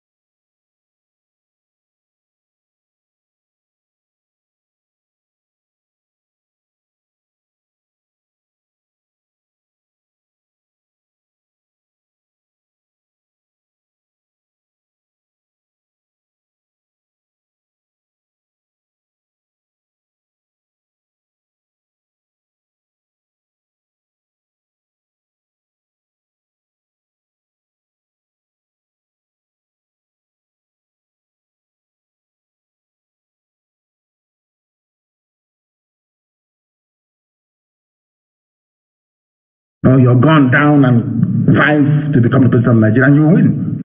What have the so-called sociocultural gathering, those cowardly vultures, what have they done? Nothing. It's only to issue statement. They write to Guardian newspaper, Dear Guardian newspaper of Nigeria, we are not happy with the granting of amnesty to Boko Haram and to terrorists. We are not happy. This will divide Nigeria. Something should be done. And that's the end of story. That is the end of the story. It is finished. That is the type of country that some of you live in. That is the type of country that some of you exist in. That is the type of country that some of you say, oh, I'm a Nigerian, I'm very, very proud. What does that tell you about your brain, the way you reason, the way you think, the way you articulate issues? Granting amnesty to murderers, to killers, to rapists, but coming to Isiama Foruku to do Python dance 8. I don't know what other name can...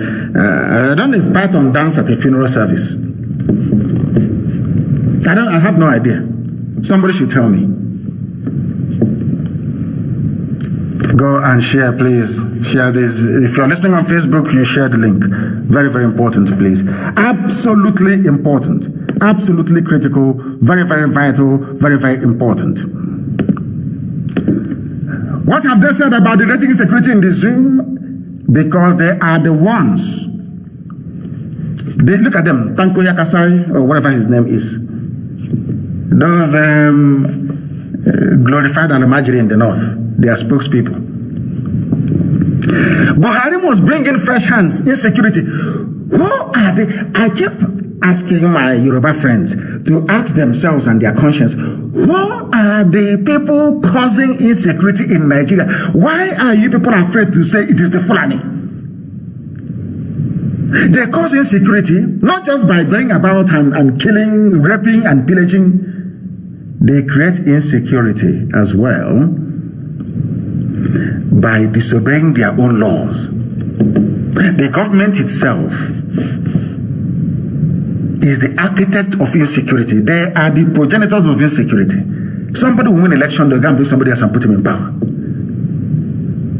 They control the judiciary, they control the legislature, they control the police, they control the army.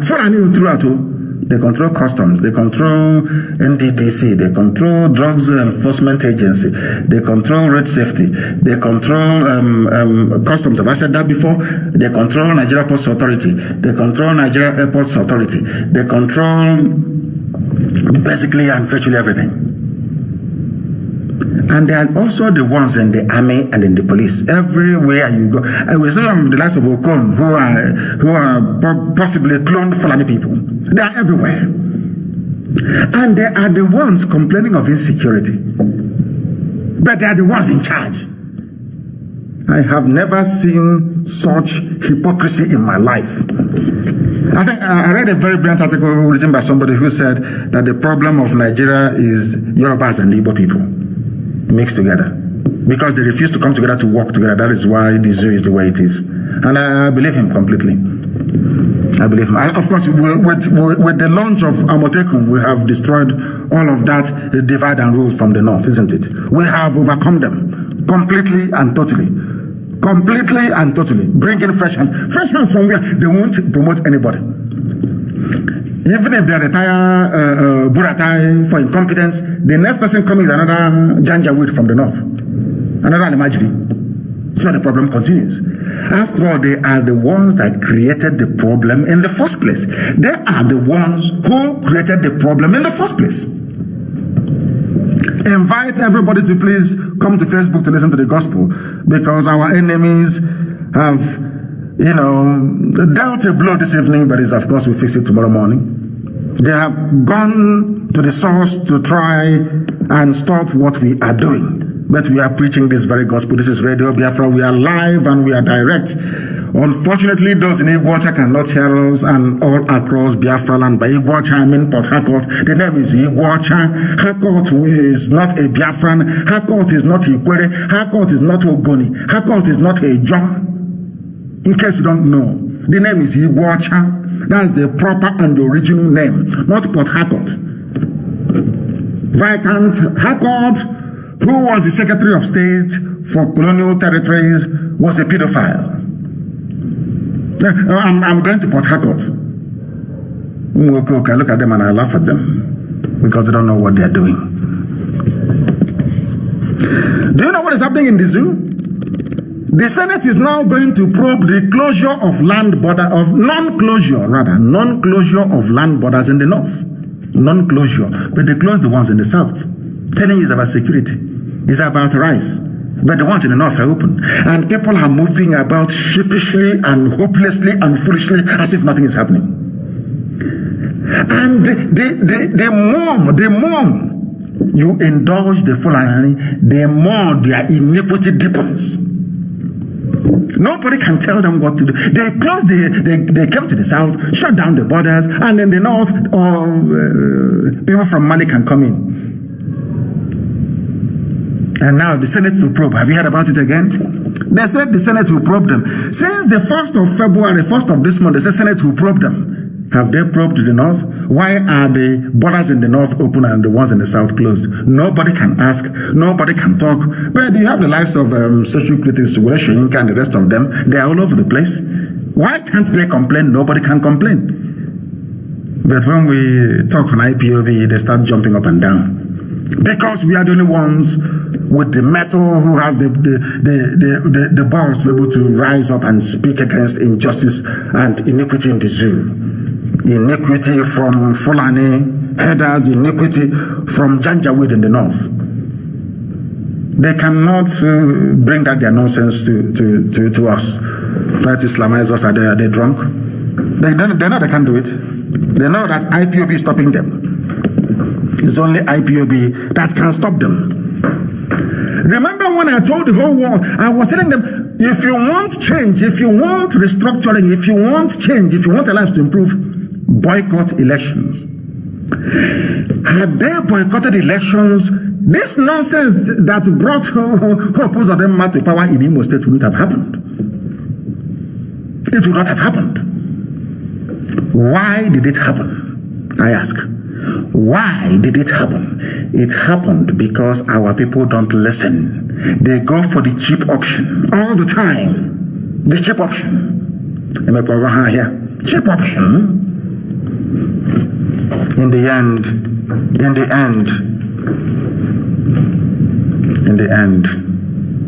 they regret it.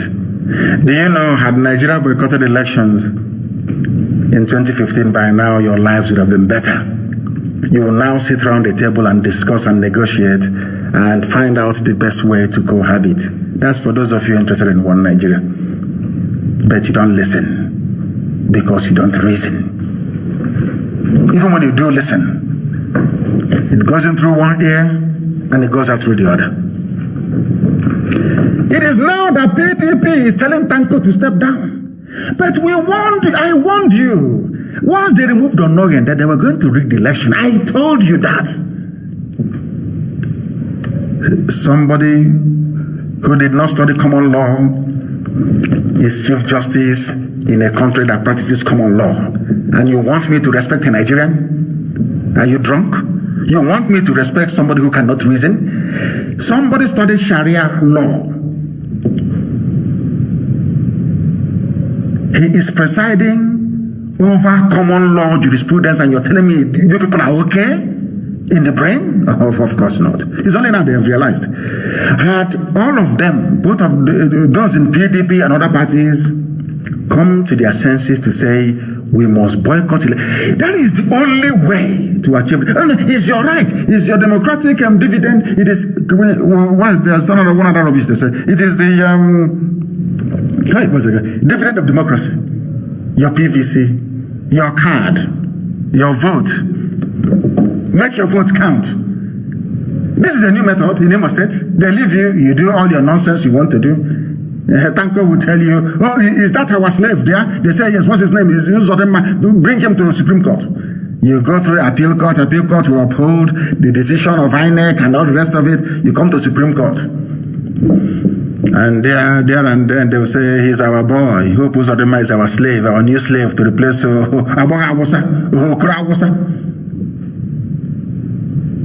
and that's it. And Imo State is gone. And monarchs in Imo State, caution, to withdraw lawsuit.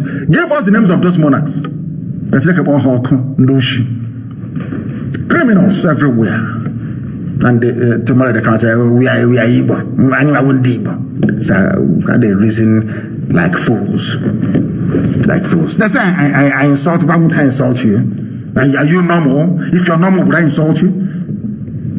Do I insult people who are reasonable? I only insult fools who cannot reason. But I remind you that you cannot reason. It's only now that waking up. We want to replace Tanko. How can I replace Tanko? It's too late. Way too late. Way too late. Insecurity, we are in unpredictable situation. Do you know who said this? The problem in Nigeria, the insecurity, the terrorism, the chaos, the mayhem, the rape, the murder, the slaughter, the police accidental discharge, the killing of innocent people, the beheading of thousands of people on a daily basis. They call it insecurity. I call it breakdown of law and order. Do you know what the answer is? Those perambulating in my village are the army that is meant to be combating or fighting insurgency, dealing with all these problems. They are in a peaceful village circulating. We have them on camera everywhere. They think we are stupid. Once, not in front of my house, so we have them on camera everywhere. Once you approach 1 kilometer to my house, you are on camera and the whole world is watching you. I'm telling Okon, so he'll be prepared. So that once they raise their rifle to shoot at us, anything that happens, I know that day they will even pay some people and say, go to the crowd and start trouble. But we are IPOB now, aren't we? We are one family, we know who we are. Insecurity that is problem going on in Nigeria, and Nigerian government have decided to deploy their troops to a very tiny village that is going to hold a burial on the 14th. And what is their response to the insecurity? Listen to this, Nigerians, listen. What is the response of the federal government of Nigeria to the deplorable state of life and property in that contraption? Do you know what they said? Federal government said, we are in unpredictable situation. Of course you will be in an unpredictable situation because you've gotten your priorities wrong. Soldiers that should be fighting war in the north are in the east, in Biafra land, molesting people, taking money, setting up checkpoints and roadblocks. If those 56 checkpoints you have from Iguacha to Enugu were to be established in Borno, you will eradicate Boko Haram. 56 checkpoints. I said 5-6 checkpoints from Iguacha to Enugu. 56. If they mount 56 checkpoints only from Damaturu to Meduguri, there will be no terrorism again in the north. But they are all in the east. That is the same way we come from. I know the world is listening, but they must listen and sometimes imbibe what we are saying in the oldest language in the whole world, which is Igbo language, the oldest in the whole world. That is the language that the angels speak in heaven. Asusundebo, the ancient. That is the language of heaven itself, for those who do not know. Sometimes they wonder why I mix it in my broadcast. And I said to them, with all due respect, I'm not English. I'm a British citizen, yes, but I'm not English. I'm not. And that is why sometimes I speak in the language of the ancients. And I must do so. There is insecurity in Nigeria, and the National Security Advisor, another Fulani man, Baba Gana Monguno, they're all everywhere. That's President Fulani, National Security Advisor Fulani, Intelligence Service Fulani, DSS is Fulani, and you're wondering why there is insecurity. People who don't go to school, and you're wondering why there is insecurity. I asked you this before. And do they have any engineers? From there, the answer is no. Do they have scientists? The answer is no. Then what makes you think that they can make any difference in your life?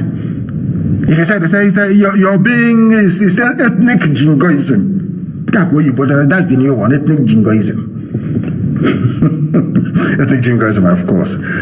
We must speak in a way that our mothers can understand us. Addressing reporters after an emergency National Council meeting chaired by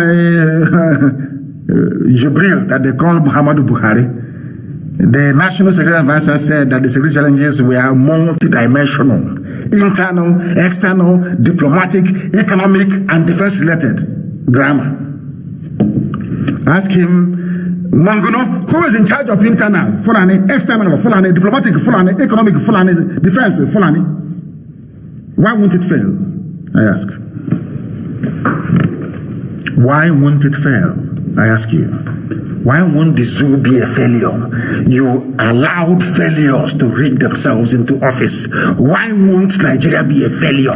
You were there, you folded your arms. They released the terrorists. They terrorized all of you into submission. You got rid of Jonathan. You now have the cabal in charge. When Buhari is there, they bring another one for you. If they, they can do anything they like. If they like, they can change constitution to the third term. There is nothing any of you can do. You can do nothing. You are spineless. That one said, I'm working for every life matter. I'm working for peace.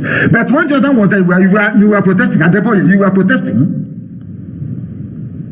These are the Muslims that later turned to Christians that idiots are following. I feel sorry for some of you, honestly speaking. I feel sorry for some of you. I think my deputy said he will go after them. I'm waiting for him to go after them because they need to be shredded and destroyed, all of them. Shredded and destroyed. Shredded and destroyed. Oh, we are fighting terrorism. We are fighting corruption. And some of you bought the nonsense that they're fighting corruption, but they are the ones who are corrupt. They say they are fighting corruption. They are the ones who are corrupt. Some of you have heard about the Malabu case, the Gojek corruption cases.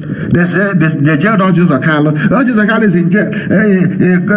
We are fighting corruption. Can't you see Orji Zakalo is in jail? He's a Biafran, he's a Christian, so they can throw him in jail. Look at all the names of the governors they claim they have jailed from the north. They're all either John this or that. They're all Christians. Some of you don't know what is happening. This is according to independent research and analysis. That Malami, your so-called AGF, Malami, another quota product of Sharia legal system in the north, is the one who is now feeding large on Malabu corruption case and the Goje corruption scandal as well. These are the people that you say, one of them want to address him, they say, the AGF, Attorney General of the Federation. Well, a thief. This was the boy that ran to Kafrati or whoever to prescribe IPOB in the middle of the night. They just went there and said, oh, in our view, Jibril said he should be prescribed. These people are giving us problem. Ohaneze is in support. Governors are in support. Prescribe, and they prescribed. No court hearing. No evidence was tendered. None whatsoever. That was how I feel sorry. I feel sorry for Nigerians. I feel sorry for you because the burden you're carrying, of course, that load you're carrying is made up of stupidity anyway. Ignorance.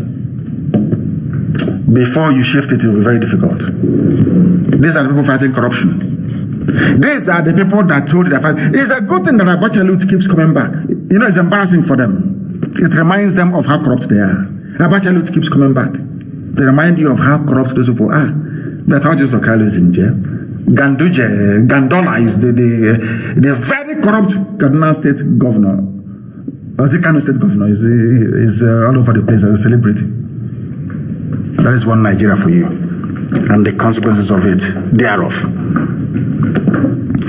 I want to take you back a little bit. I want to take you back. It's not something that Nnamdi Kanu said or whichever or IPOB. This is what they're saying. I want to take you back just a little bit so you understand. We've dealt with corruption. How those who claim they're fighting corruption are even more corrupt than corruption itself. They are more corrupt than corruption itself. This Fulani gang in Abuja wreaking havoc on the economy, on the lives of ordinary men and women. Everywhere they have failed, economy, they are a failure. Everywhere they are a failure. Economy, they have failed. Security, they have failed. Defense, they have failed. In every sphere of life, they are a failure. Then I'm sure some of you will take a bribe and even recommend them next time. It was Buhari, the dead one, who stopped South African mercenaries that they actually hired during the war against Biafra. They are the ones that stopped them from fighting Boko Haram. It has been in the public domain since 2018. Independent, verifiable deposition made by these people. They are called Specialized Tax Training Equipment and Protection, STTEP. His name is Ibn Balo. He was the one that revealed how President Muhammadu Buhari stopped them from carrying the fight to Boko Haram in 2015. It was Buhari that stopped them from fighting Boko Haram. Now you understand it, don't you? This is from a white South African.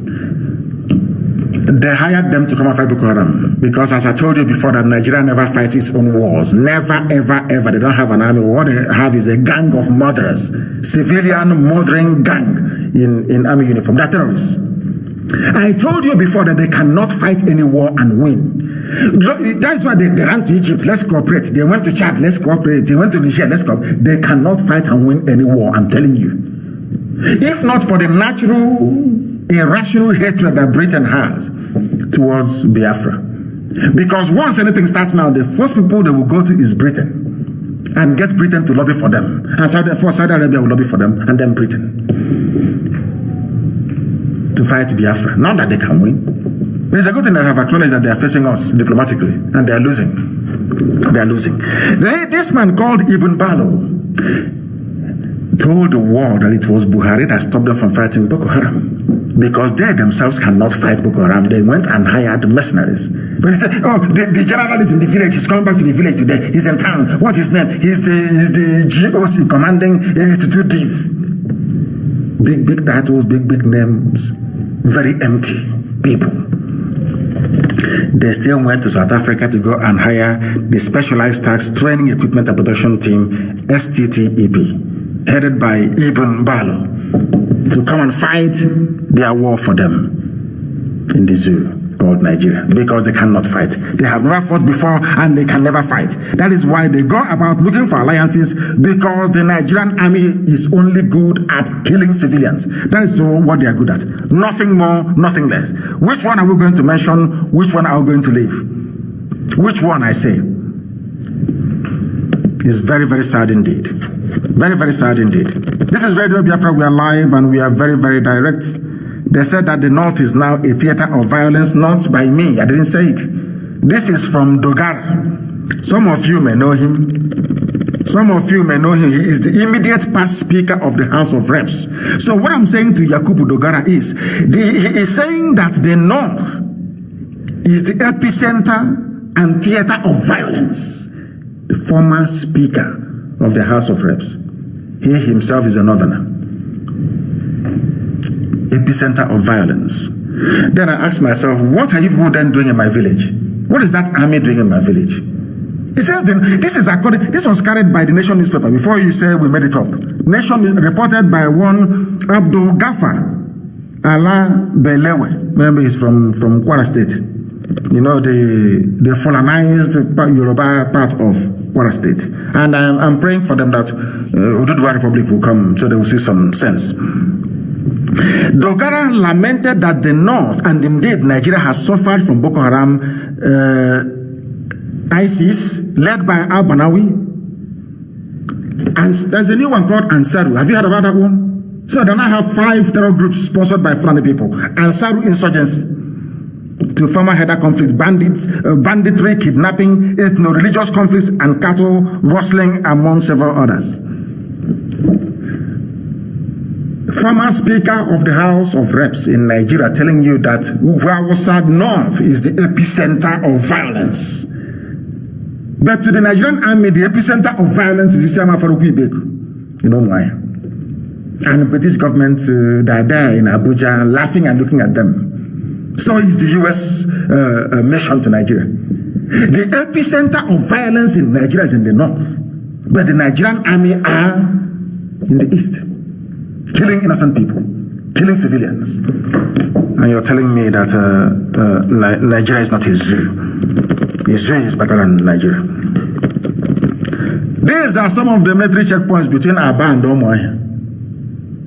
As they are killing them in the north, the epicenter of violence is in the north. I'm going to name some of the few places. We have our cameras very soon. Our cameras will be beaming all these things live to State Department in America. US State Department will be watching every checkpoint we have in our land live, that the world may know what is happening. How many do we have there? A stretch of only 40 kilometers. 40 kilometers, you have 23 checkpoints. 40 kilometers, 23 checkpoints in one state between Aba and Umuahia. Flyover junction at Aba, the army is there. Orata junction in Aba, army. Fulani, murderers. Ariada junction in Aba, army is there. Enyimba junction in Aba, the army is there. Tony Mas junction in Aba, Mopol is there. Umojima junction in Aba, Mopol is there. Osisioma junction in Aba, army and Mopol combined. Tony Mas by express, police of Mopol. Umuimo junction, Mopol. Umaduro junction, Mopol. Arungwa, everywhere you go. Army and police, checkpoints everywhere. But the north is the epicenter of violence in Nigeria. But they left the north, no checkpoints in the north, all the checkpoints are in the south. All of them are in the south. And you're telling me that Nigerians are normal. They should be called human beings. They should be respected. They should be honored. They should be valued. Who told you that? Who told you that, I ask you? Who told you that? Everywhere.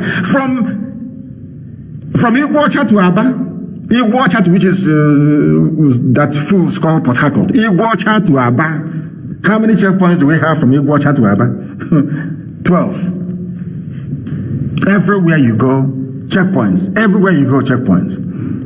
And as somebody said quite cleverly, I love this. Somebody said this, and I love it so much. You know what the person said? And it's the Sultan of Sokoto. For once, he has made sense, and I agree with him. The North has everything except sense, according to the Sultan of Sokoto. Exactly what I've been saying to you people from time. You never believed me. Now it's come from the Sultan. You believe me. He said this. Well, let me just tell you what he said. He accused the northern elites. Elites is you know, the glorified Alamajiri. What's his name again? Tanko Abdullahi and Tanko Yakasai. They are the elite. Oh, my goodness. He accused the northern elites of lacking sense of honesty, implementation, and qualities to organize a society that works for all. Not from me. I've been saying this. It's a good thing that the Sultan of Sokoto listens to Radio Biafra. I'm very, very glad that he listens to what we preach on this very platform. He has repented. He has seen the light. The same way that Yoruba brothers have now seen the light. That everything we've been saying is true. They have now seen it. The same way that I can tell you that even the Sultan, the Satan himself, at the epicenter of the cabal in the north, he has seen that what we are preaching is true. I'll repeat what he said, so people won't say it's coming from me. He accused Tanko Yakasai and the other one, I've forgotten his name, Junaid Mohammed. They are the northern elites. Elite over Alamajiri, elite over Badiala, elite over impoverished beggars. You say you are an elite.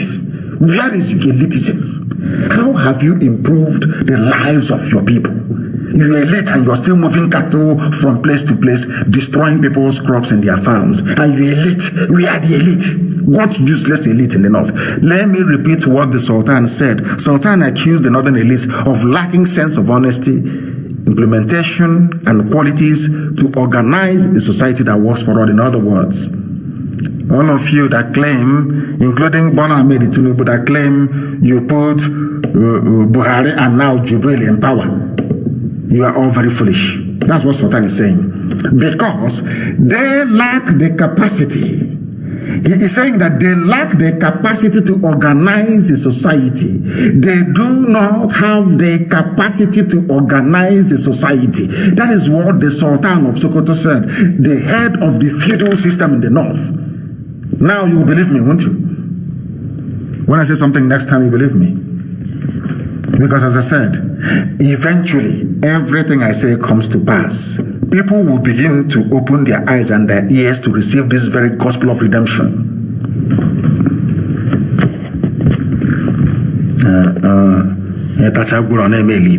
It's elite. Elite for what? Are you people, what is your elitism for? If you cannot positively impact the lives of those who are on the streets, those who are poor, those who are less privileged, those who are not as educated as you are. If at all you claim you are educated.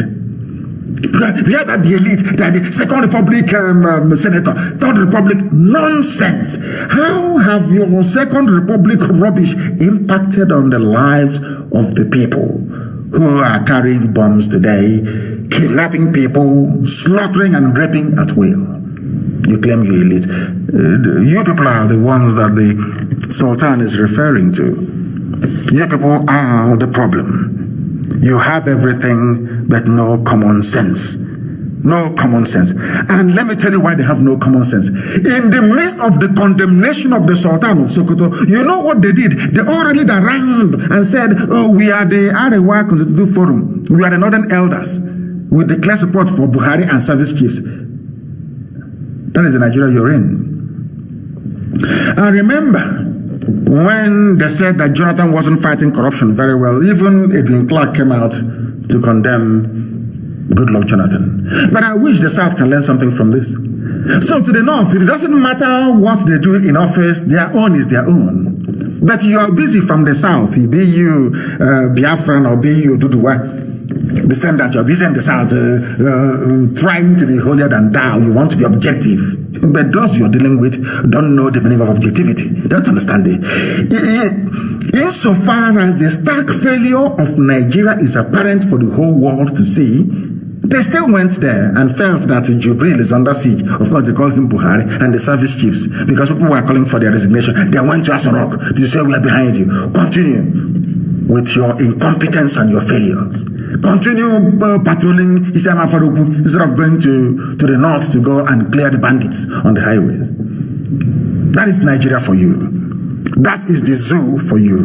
And that is why the zoo must fall. Nigeria is an abomination before God. Nigeria is a stain on the continent of Africa. Nigeria is a blight on the human race. If you don't know, you know it today. The level of stupidity prevalent in Nigeria is enough to sink any advanced civilization. What am I saying? If you pack all Nigerians and take them to America and move Americans over to Nigeria, America will sink in less than 10 years. You will recognize it. That is the extent and the level of stupidity they harbor within themselves. Or should I say within their brain. Very, very sad indeed. Very, very sad indeed. And what, you know, they know how to defend themselves. I admire them at least in that regard. Even Al-Mustafa, that works with Wazirike's Masop, he said that Abacha didn't steal any money. You see the way you see how they roll. You see the way they roll. He said Abacha never stole any money, that it was others that stole money, not Abacha. Can you believe that? Can anyone believe that? Can anyone believe that? It wasn't Abacha that stole money, it was those before Abacha that stole money. And some of you believe him. That is how they fight for themselves. That is how they defend themselves. That is how they make a mockery of everybody. That is how they make a mockery of everybody. But some of you won't understand it, will you? Because you want your one Nigeria. You think if Nigeria breaks up, you won't get oil. I've said it many times. And I want to remind everybody that every component part of Nigeria as presently constituted will receive oil and gas for free from Biafra land. It's not about oil. When we publish our guiding document, when we publish our testament, you will see all of it inside it. Guaranteed to be supervised by the United Nations and 5 other countries. So don't worry about that. You get your oil. Just leave us alone. It's not about our oil and gas. It's about freedom. That's what we're fighting for. Absolute freedom. It is now they know that some of you don't know you're selling oil and gas to China. You're still going to China to go and borrow money. Does that make any sense to anybody? You sell oil and gas to China, you still go to China to go and borrow money. Do you know how much they have borrowed on your head? This very incompetent Fulani regime, you will not know until you're hit with a very heavy... The day the Chinese will come and take over your forest in your village, then you realize the mess that Janjaweed have put you in. You see, Jubril, some of you are... Buhari went what last place he went to? He went to London, to Buckingham Palace. When asked to remove his cap, he ran away. I think today he's in Addis Ababa. That is the mess that some of you don't understand. You're in. They are borrowing money every blessed day. One day they will come and take over your ancestral lands. You start cursing China. China, you did this to her. You did it to yourself. Your hopelessness allowed an impostor from Sudan to be answering your president. Your idiocy made it possible for him to go back the second term. You have yourself to blame. Let the Chinese finish with the coronavirus. They're coming after all of you. Your land and your properties. Then you regret it. Do you know how much you have borrowed from them? Do you know how much this very incompetent Fulani regime have borrowed from China? Some of you have no idea. You're sheepishly moving about every day, saying, oh, I'm a Nigerian. Inside you and outside you, you are a property of the Chinese state, courtesy of Abaki Ariza Asorok, Fulani regime. It's not from me, you got it from Sultan of Sokoto, that they cannot organize any society. The Sultan said it, they cannot. These are the people, Your Excellency, the President, Mr. President. I feel sorry for you people. They keep borrowing from China. They can never grow their own. They can never ever grow their own. They always go and borrow from other people. The latest one is 17 billion. The federal government on Tuesday explained why it decided to approach the China Exim Bank for a $17 billion loan. Ask them the oil money. Do you know the funniest thing? All the people occupying NNPC, all the oil portfolios, they're all from the north. And I can't hear the so-called Niger Delta complaining. You know, some of them, their own idiocy is even worse than an average Nigerian. Their own stupidity is immeasurable. Who are the people in charge of all the oil sector areas you have in the zoo? All Fulani, NNPC, Ministry of Petroleum. Everywhere you have them. No wonder all the sales coming from the shipment of oil and gas, none is hitting the treasury. If they are getting money from oil and gas, why would they be borrowing 17 billion from China? 17 billion. And you ask yourself, how are they going to pay back? Let me hear any of you complain against China when they come for you. Then you will know something. Keep voting. In the next, next 4 years you go back, 2023, you go back and vote. You go back and vote 2023. It's the turn of your ancestors then. There are mad lunatics everywhere. This is Radio Biafra Live and we are direct.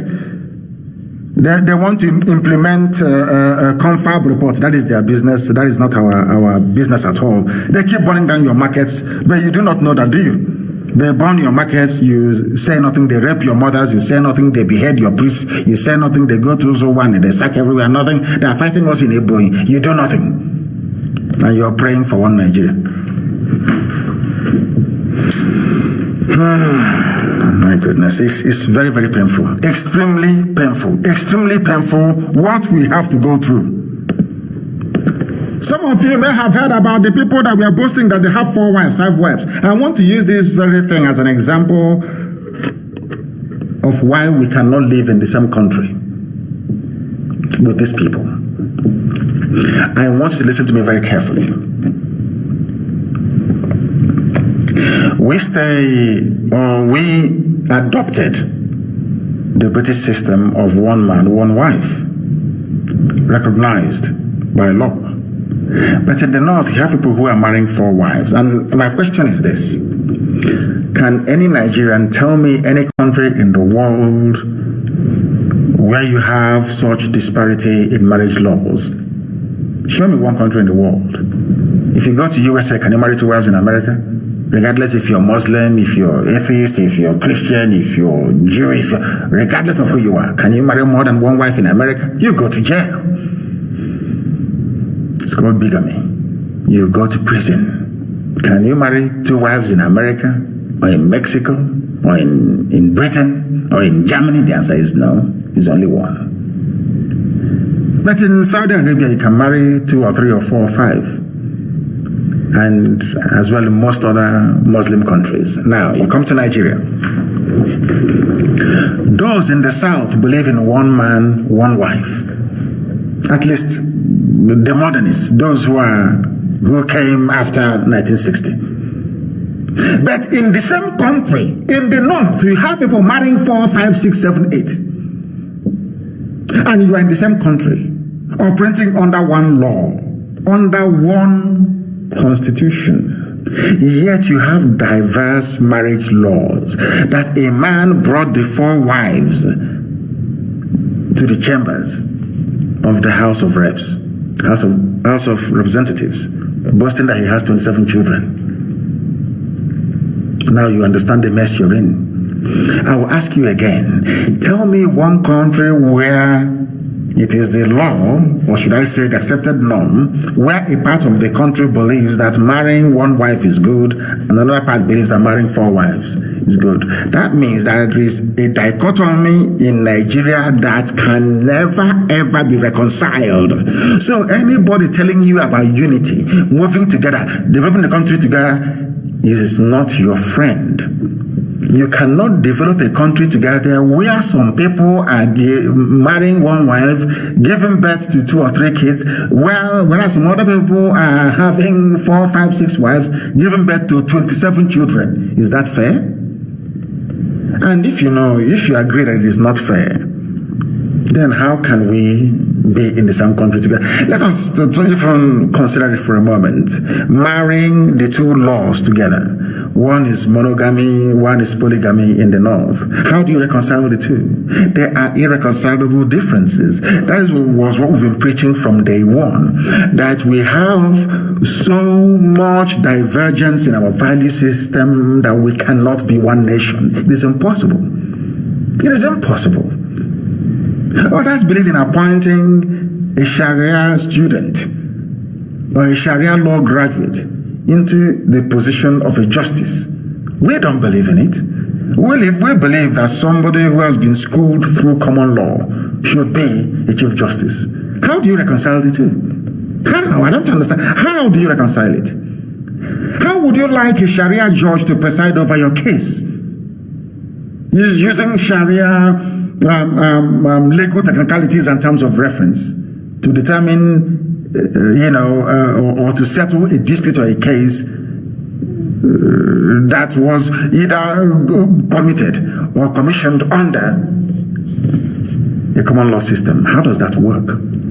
So you're telling me now you can go and take a Grand Cadi from Saudi Arabia and take him to Minneapolis or Indiana in America and say, send him to the 6th Circuit Court to go and preside. That's what it means.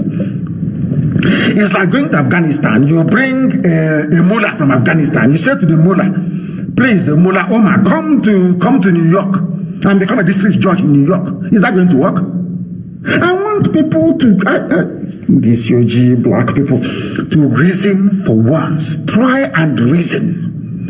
What would a Sharia judge be doing in a... Are you telling me that Britain that gave us common law system, that Britain can now go to maybe Oman and pick up somebody from there and say this is a Sharia judge, he's schooled in Quran, to come to the Old Bailey to preside over a case? It will never happen. That's what is happening in Nigeria. We don't hate anybody, but our value, the way we are as a people, we cannot mix. It's not possible. We can't. It's impossible. You cannot be having 27 children in the north with 4 wives, and you expect us in the south to have 1 wife. If we're lucky, we have 2 or 3 kids. You know, it doesn't work that way. It just doesn't work that way. There is something unfair about it. There is something unjust about Nigeria as a nation. And that is why people must be allowed to go their separate ways. But let me give you an example. Had all of you boycotted the 2015 general elections as we were pleading and begging from the beginning, even the last one that happened last year, by now, this man will not be boasting of his 4 wives and 27 children. Because when you get round the table and ask them, please convince me why I should be a Nigerian, he will tell you, I have 4 wives and 27. You tell him, I only have 1 wife and 2 kids. Do you think it's fair? He will be the one to open his mouth and tell it is not fair. You know, ask him, do you think we can be in the same country together? He may say yes. It doesn't matter. We are in the north. You're in the east. You can do whatever you like. Then you ask him again, do you think it would be right for us to bring a chief justice from the south who is a Christian, schooled in common law system, to go and become an appeal judge in the Sharia appeal court you have in the north, and watch his face, how he will react? He will tell you no. They wouldn't want you to take a Christian judge schooled in common law to the north to go and preside over a Sharia court. Never. But they can bring Sharia judge to preside over a common law legal system. Is that fair? I want people to reason. Is that fair? Now you see why we don't want one Nigeria. Anyway, I'm waiting for them in a debate. I'm not giving them expo. I'm win a debate so that we can completely eradicate them from the face of this very earth. We can eradicate them from the face of this very earth. Somebody was complaining. These are the people moving soldiers. It's IPOB. IPOB is giving us a problem. But hear what they have to say. Federal government said the world has abandoned Nigeria. The world has abandoned them.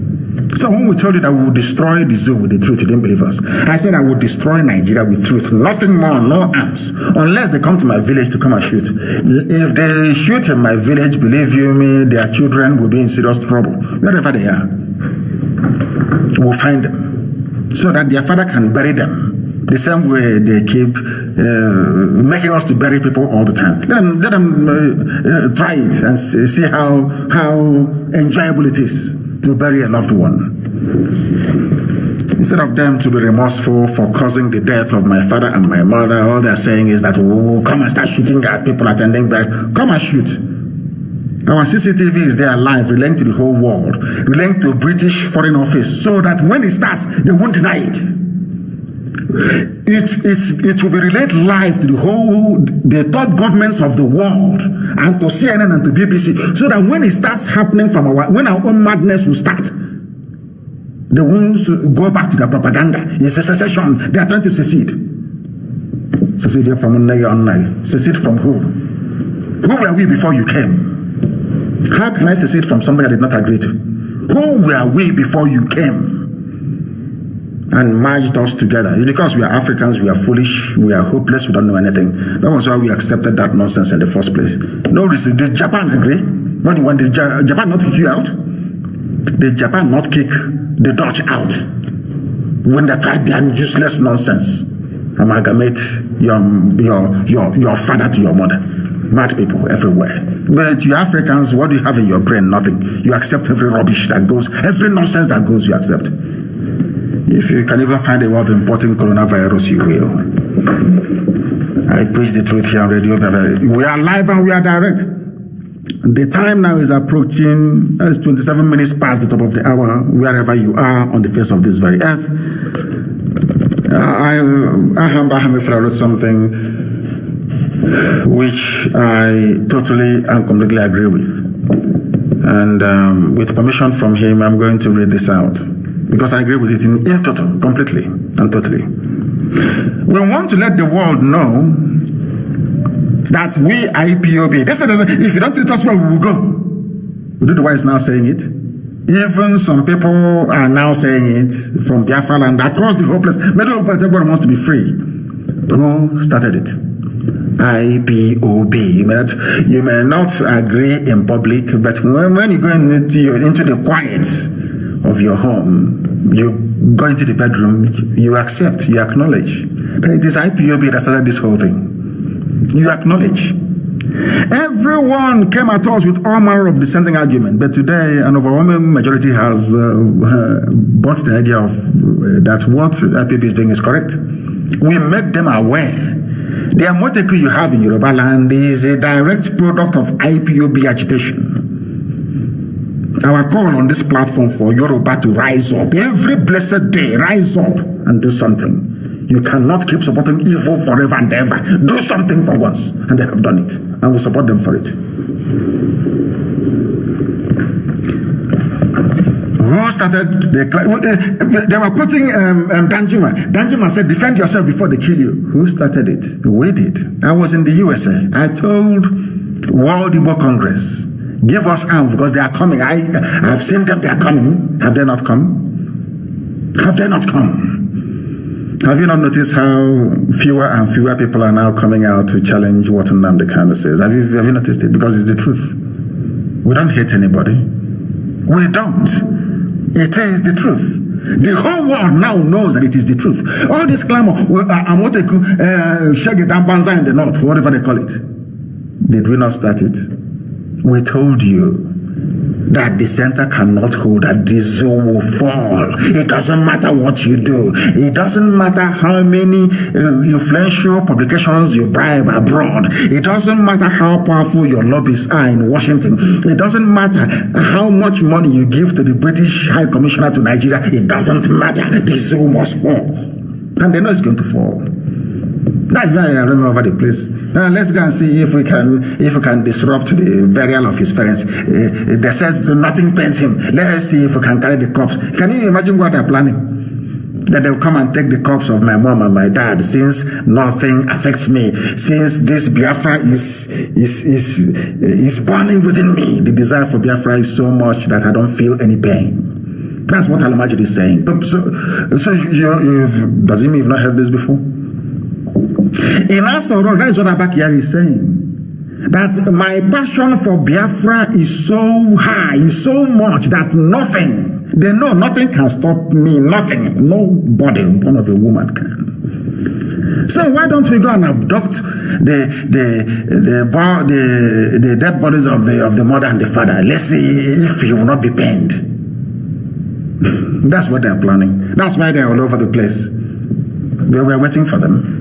The world will bear us witness. They have prepared their lies, and I'm sure the British High Commissioner have prepared all their lies. Oh, they came there was a clash. I'm sure Yoruba newspapers have prepared their lies. Oh, there was a clash. There is a clash going on. There is a clash. I'm in my house, burying my parents, and you came to my house and telling me there's a clash. Thunder will fire you and fire you, the rest of your family. I'm in my house burying my parents, and you're bringing your arms, your guns from Sambisa forest to my house to cause trouble, and you're telling me there's a clash. Then you must have descended from the lineage of Lucifer. There will be no clash that day. It is them looking for our trouble, so that the world may know. I know what they do. I know that Channels TV, they have prepared. Oh, there was a clash. The army was going. They were throwing stones. As the army was passing, they started throwing stones. And the army tried to calm them down. And they said no. And they opened fire. There was a clash. We know all your headlines. We know what you're going to do. We know you very well because you are predictable. You are so foolish. You are driven by the ignorance of the Fulani. You know nothing. It's only Britain defending you because of British hatred for Biafra. Because Britain knows that Biafra is the shining light of Africa. They know it. Once Biafra comes, it will have the same effect that Japan had in Southeast Asia. They don't want Biafra to come because once Biafra comes, Africa is free. You think they're stupid? They know. So I don't look at Janjaweed Al-Majidi as holding me. It's not them holding me. I know the powers that are stopping Biafra. But Chukwukabiyama will deal with them. You watch and see what is going to happen. Watch and see what is going to happen. Let me also remind them, I said this during the last broadcast, that look at the state of Israel. Throughout history, God will use nations to punish Israel. And after that, those nations will suffer. Go and check it very well. It's in the Bible. For those of you that read the scriptures, go and check it very, very well. We are the first to start the regional security outfit. IPOB started with we are the first. Everything, we are number one. They say it's the way we ride, the way we boast. Why won't we boast? We are special. Do you know what is IPOB? Do you think IPOB is for riffraffs? Remember the names they used to call us? Miscreant, Gutter, Tout, Biafra. All those names are gone, isn't it? Because when they go back and they listen to this broadcast, they will say, oh my goodness, these people, they so foul. But they'll come out, they'll be pretending they don't know. But of course, we know they listen. And they do what we ask them to do. Because we stand on the truth. History has shown, as Ahame Fuller wrote, history have shown repeatedly that only IPOB is a practice. Only, I said only. Forget it, only IPOB. That is why we will not abandon anybody. We are not fighting for Biafra just to liberate Biafra land alone. No, it's to set everybody free. I'm telling you the truth. Set everybody free. Set everybody free. Let people begin to decide. If Biafrans decide that one day they want to be in a country with Oduduwa, they sit around the table and they discuss it. This is what binds us together. This, let's agree, and they agree and they move on. That is how civilized, that is how human beings form a nation. That is how countries are created, or through outright conquest. Not somebody coming from somewhere. You come to Lancaster House, come and drink tea. They drink tea. They say, oh, these are the elites. The elites when they drank tea with Queen Elizabeth and they danced with Queen Elizabeth and they went back and idiots. They came back and they are now independent.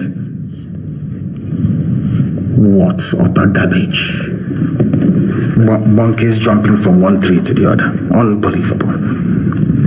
Unbelievable. We have defeated the zoo. Those they called miscreants. We are more intellectual than them, more intelligent than them, all of them combined, put together. I have said this to you people before. Forget all this nonsense. Put a microphone in their mouth, live interview, and say, answer this question. Don't allow them to go back to the library and be copying speeches made by great political writers in centuries gone by. That's what they do. You see it on paper. It's, hey, this big grammar. Rubbish. They copied it. Plagiarism. Put microphone in their mouth and say, speak the way Nnamdi Kanu does when he's on interview. They cannot. Not in a trillion years. They cannot. They're not articulate enough. Those you are calling miscreants, they are now telling you everything they have said is now come to pass. You are now doing everything that when we asked them to form security, they said, no, you're trying to break the country. The same thing they argued against, they are now doing. Everything they accused us, everything they said, no. Nnamdi Kanu wants to bring war. He wants to divide the country. In America. Today, Danjuma is asking you to be armed, and Moteku will be armed. Even a John nation in Biafra say they want to form their own. Typical, very typical. I've warned everybody in every nationality in Biafra. I've been warning them from time. Some of them don't want to listen. You have to listen. Some of you don't want to listen. The jaw cannot go it alone and survive. You cannot. Not in a billion years, you cannot. The sooner you realize it, the better. We're supposed to sit around the table and discuss everything. Of course we will. Biafra is for everybody. Every input matters. All the way to Igede. Everybody must contribute to the type of Biafra they want. It's not IPOB drawing a template and saying one size fits all. No, everybody must be involved in it. We are getting there. And when we get there, the confab will be held. And everybody will have his or her say. And then we come together and the constitution will be formalized and ratified. That's how it's going to be done. Nobody is going to lord it over anybody else. That means all our education is for nothing. We didn't go to school to behave like primitive Africans. We can't do that. It's impossible. We are learned. We are learned. And that brings us to the end of our very live transmission today, which unfortunately could not be aired across Biafra land on FM. I thank all of you for listening, but I do have one or two announcements to make. Very important announcements to make. Very, very critical, very, very important announcement to make. I appointed a new woman leader in Anambra. It's unfortunate in fact, Deputy will mention that this program is replayed from tonight after we go off air, it's replayed. Mwada Nkechi Kulu Onyebuchi is the new IPOB woman leader in the whole of Anambra. And there are some people who are not following our laid down rules and procedures. This is my final warning to them.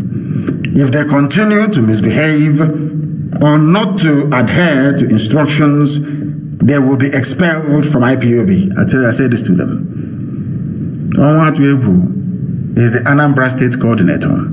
If Onwatuegwu calls a meeting and you don't attend, you'll be suspended from IPOB, you'll be gone. No appeal, no excuses, nothing. If Onwatuegwu convenes a meeting, you must, I repeat, you must attend. Because we are fighting wars on multiple fronts. We don't need insubordination and ill discipline. Obey before you complain. The first thing I was taught when I went to Government College Umuahia, of course, the finest secondary school in the whole world. For those who know, should I say the finest high school in the whole world? Formerly Fisher High School.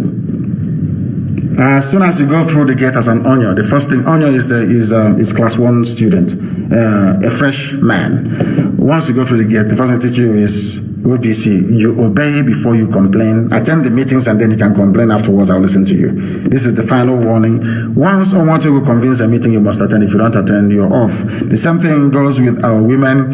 Any meeting convened by Wada Nkechi Kulu Onyebuchi, you don't attend, then you're off. You're not one of us. As simple as that. That brings us to the end of our program tonight. But I want to play something for our people as a way of sign off, to sign off this very program. What I said very many years ago, which, should I say, unfortunately, have come home to roost. Let me play it for you. ISIS will enter the zoo and Chad unless, and this is from an Islamic newspaper.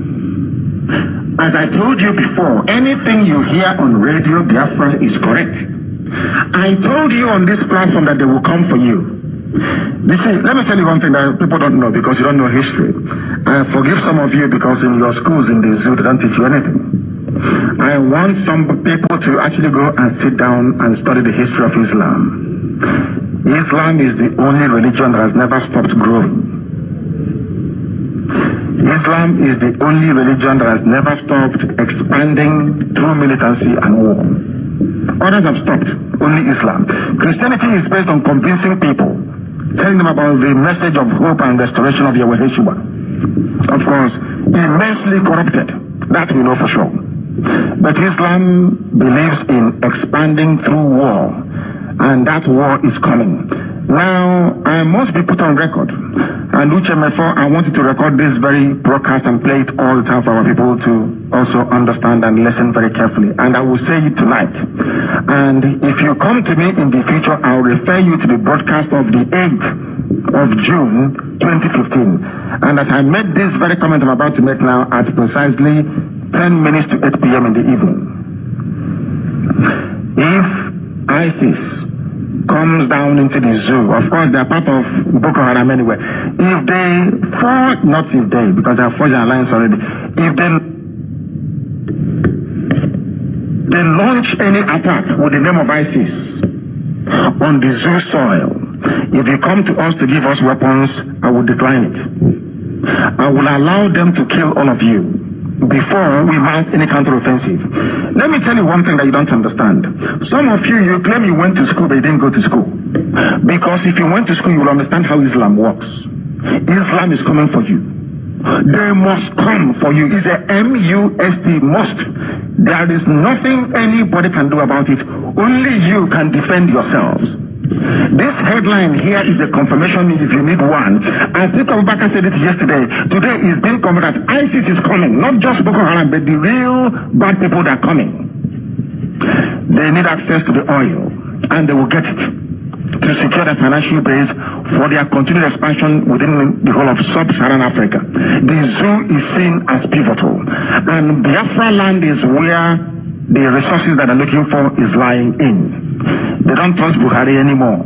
Buhari was their godfather, they no longer trust him. I mean Boko Haram in this instance. Buhari, they thought would give them Sharia immediately. Buhari saying, I don't belong to anybody. From that day, they intensified their bombing. Some of you cannot reason, you cannot see very well because you are blind.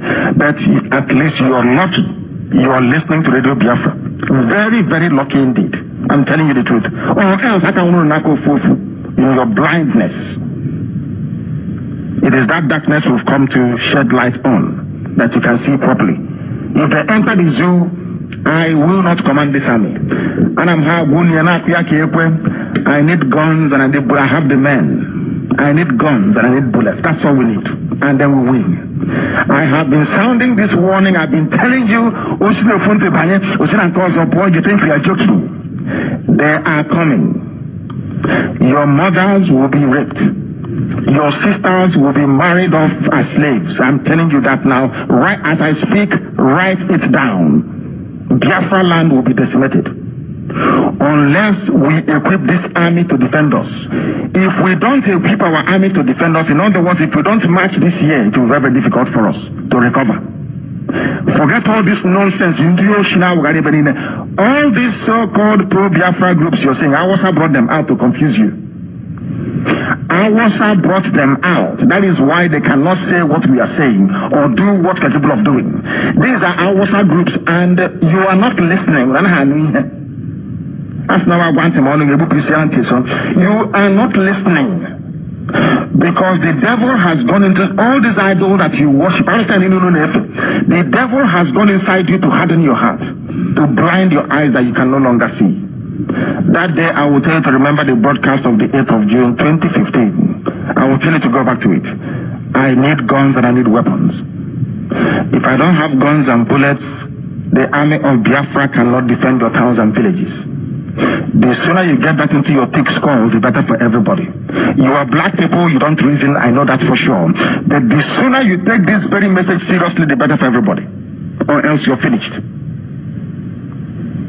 ISIS is coming. They will enter the zoo and Chad very, very shortly. Not as Boko Haram, they are coming in as their franchise and as their name dictates. ISIS is coming. If you like, you make haste while the sun is shining, or if you like, you can continue to be dumb and stupid. That is entirely up to you. I won't be there, but you'll be dead anyway. And Radio Biafra will not report it, and nobody will. If you like, you give us guns. If you like, you don't. We are trying to save you, not you saving us. We'll continue. As I said, when the time comes, I'll remind you, that was my voice on the 8th of June 2015. I said, when the time comes, I will refer you to this broadcast. I am referring you to that same broadcast today, the broadcast of 8th of June 2015. I told you they will come. Have they not come? I don't believe in village prophecy. If the APC gives you the result of a tribunal, election tribunal, you can't be jumping up and down like a spring chicken. I tell you what will happen before it happens. I don't even call it prophecy. It is divination from heaven. Once I'm sat here, anything I say comes to pass, and anything I proclaim must happen. Because I serve Elohim.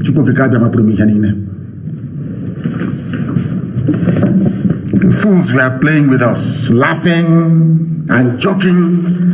Tonight is the 8th of February 2020. I refer you to my broadcast of 8th of June 2015. I told you you'll be killed. I told you ISIS will come as ISIS. They call them ISIS in West Africa. I told you that they will come, Al-Qaeda in the Maghreb. They have come. I told you, they will come as their franchise. They will not affiliate with anybody. And he said it. They will come as their own franchise. No affiliation with anyone. Has it not happened? That is why they must respect IPOB. We are the children of God in heaven. And that is why we will defeat Ogun, defeat every army that come against us.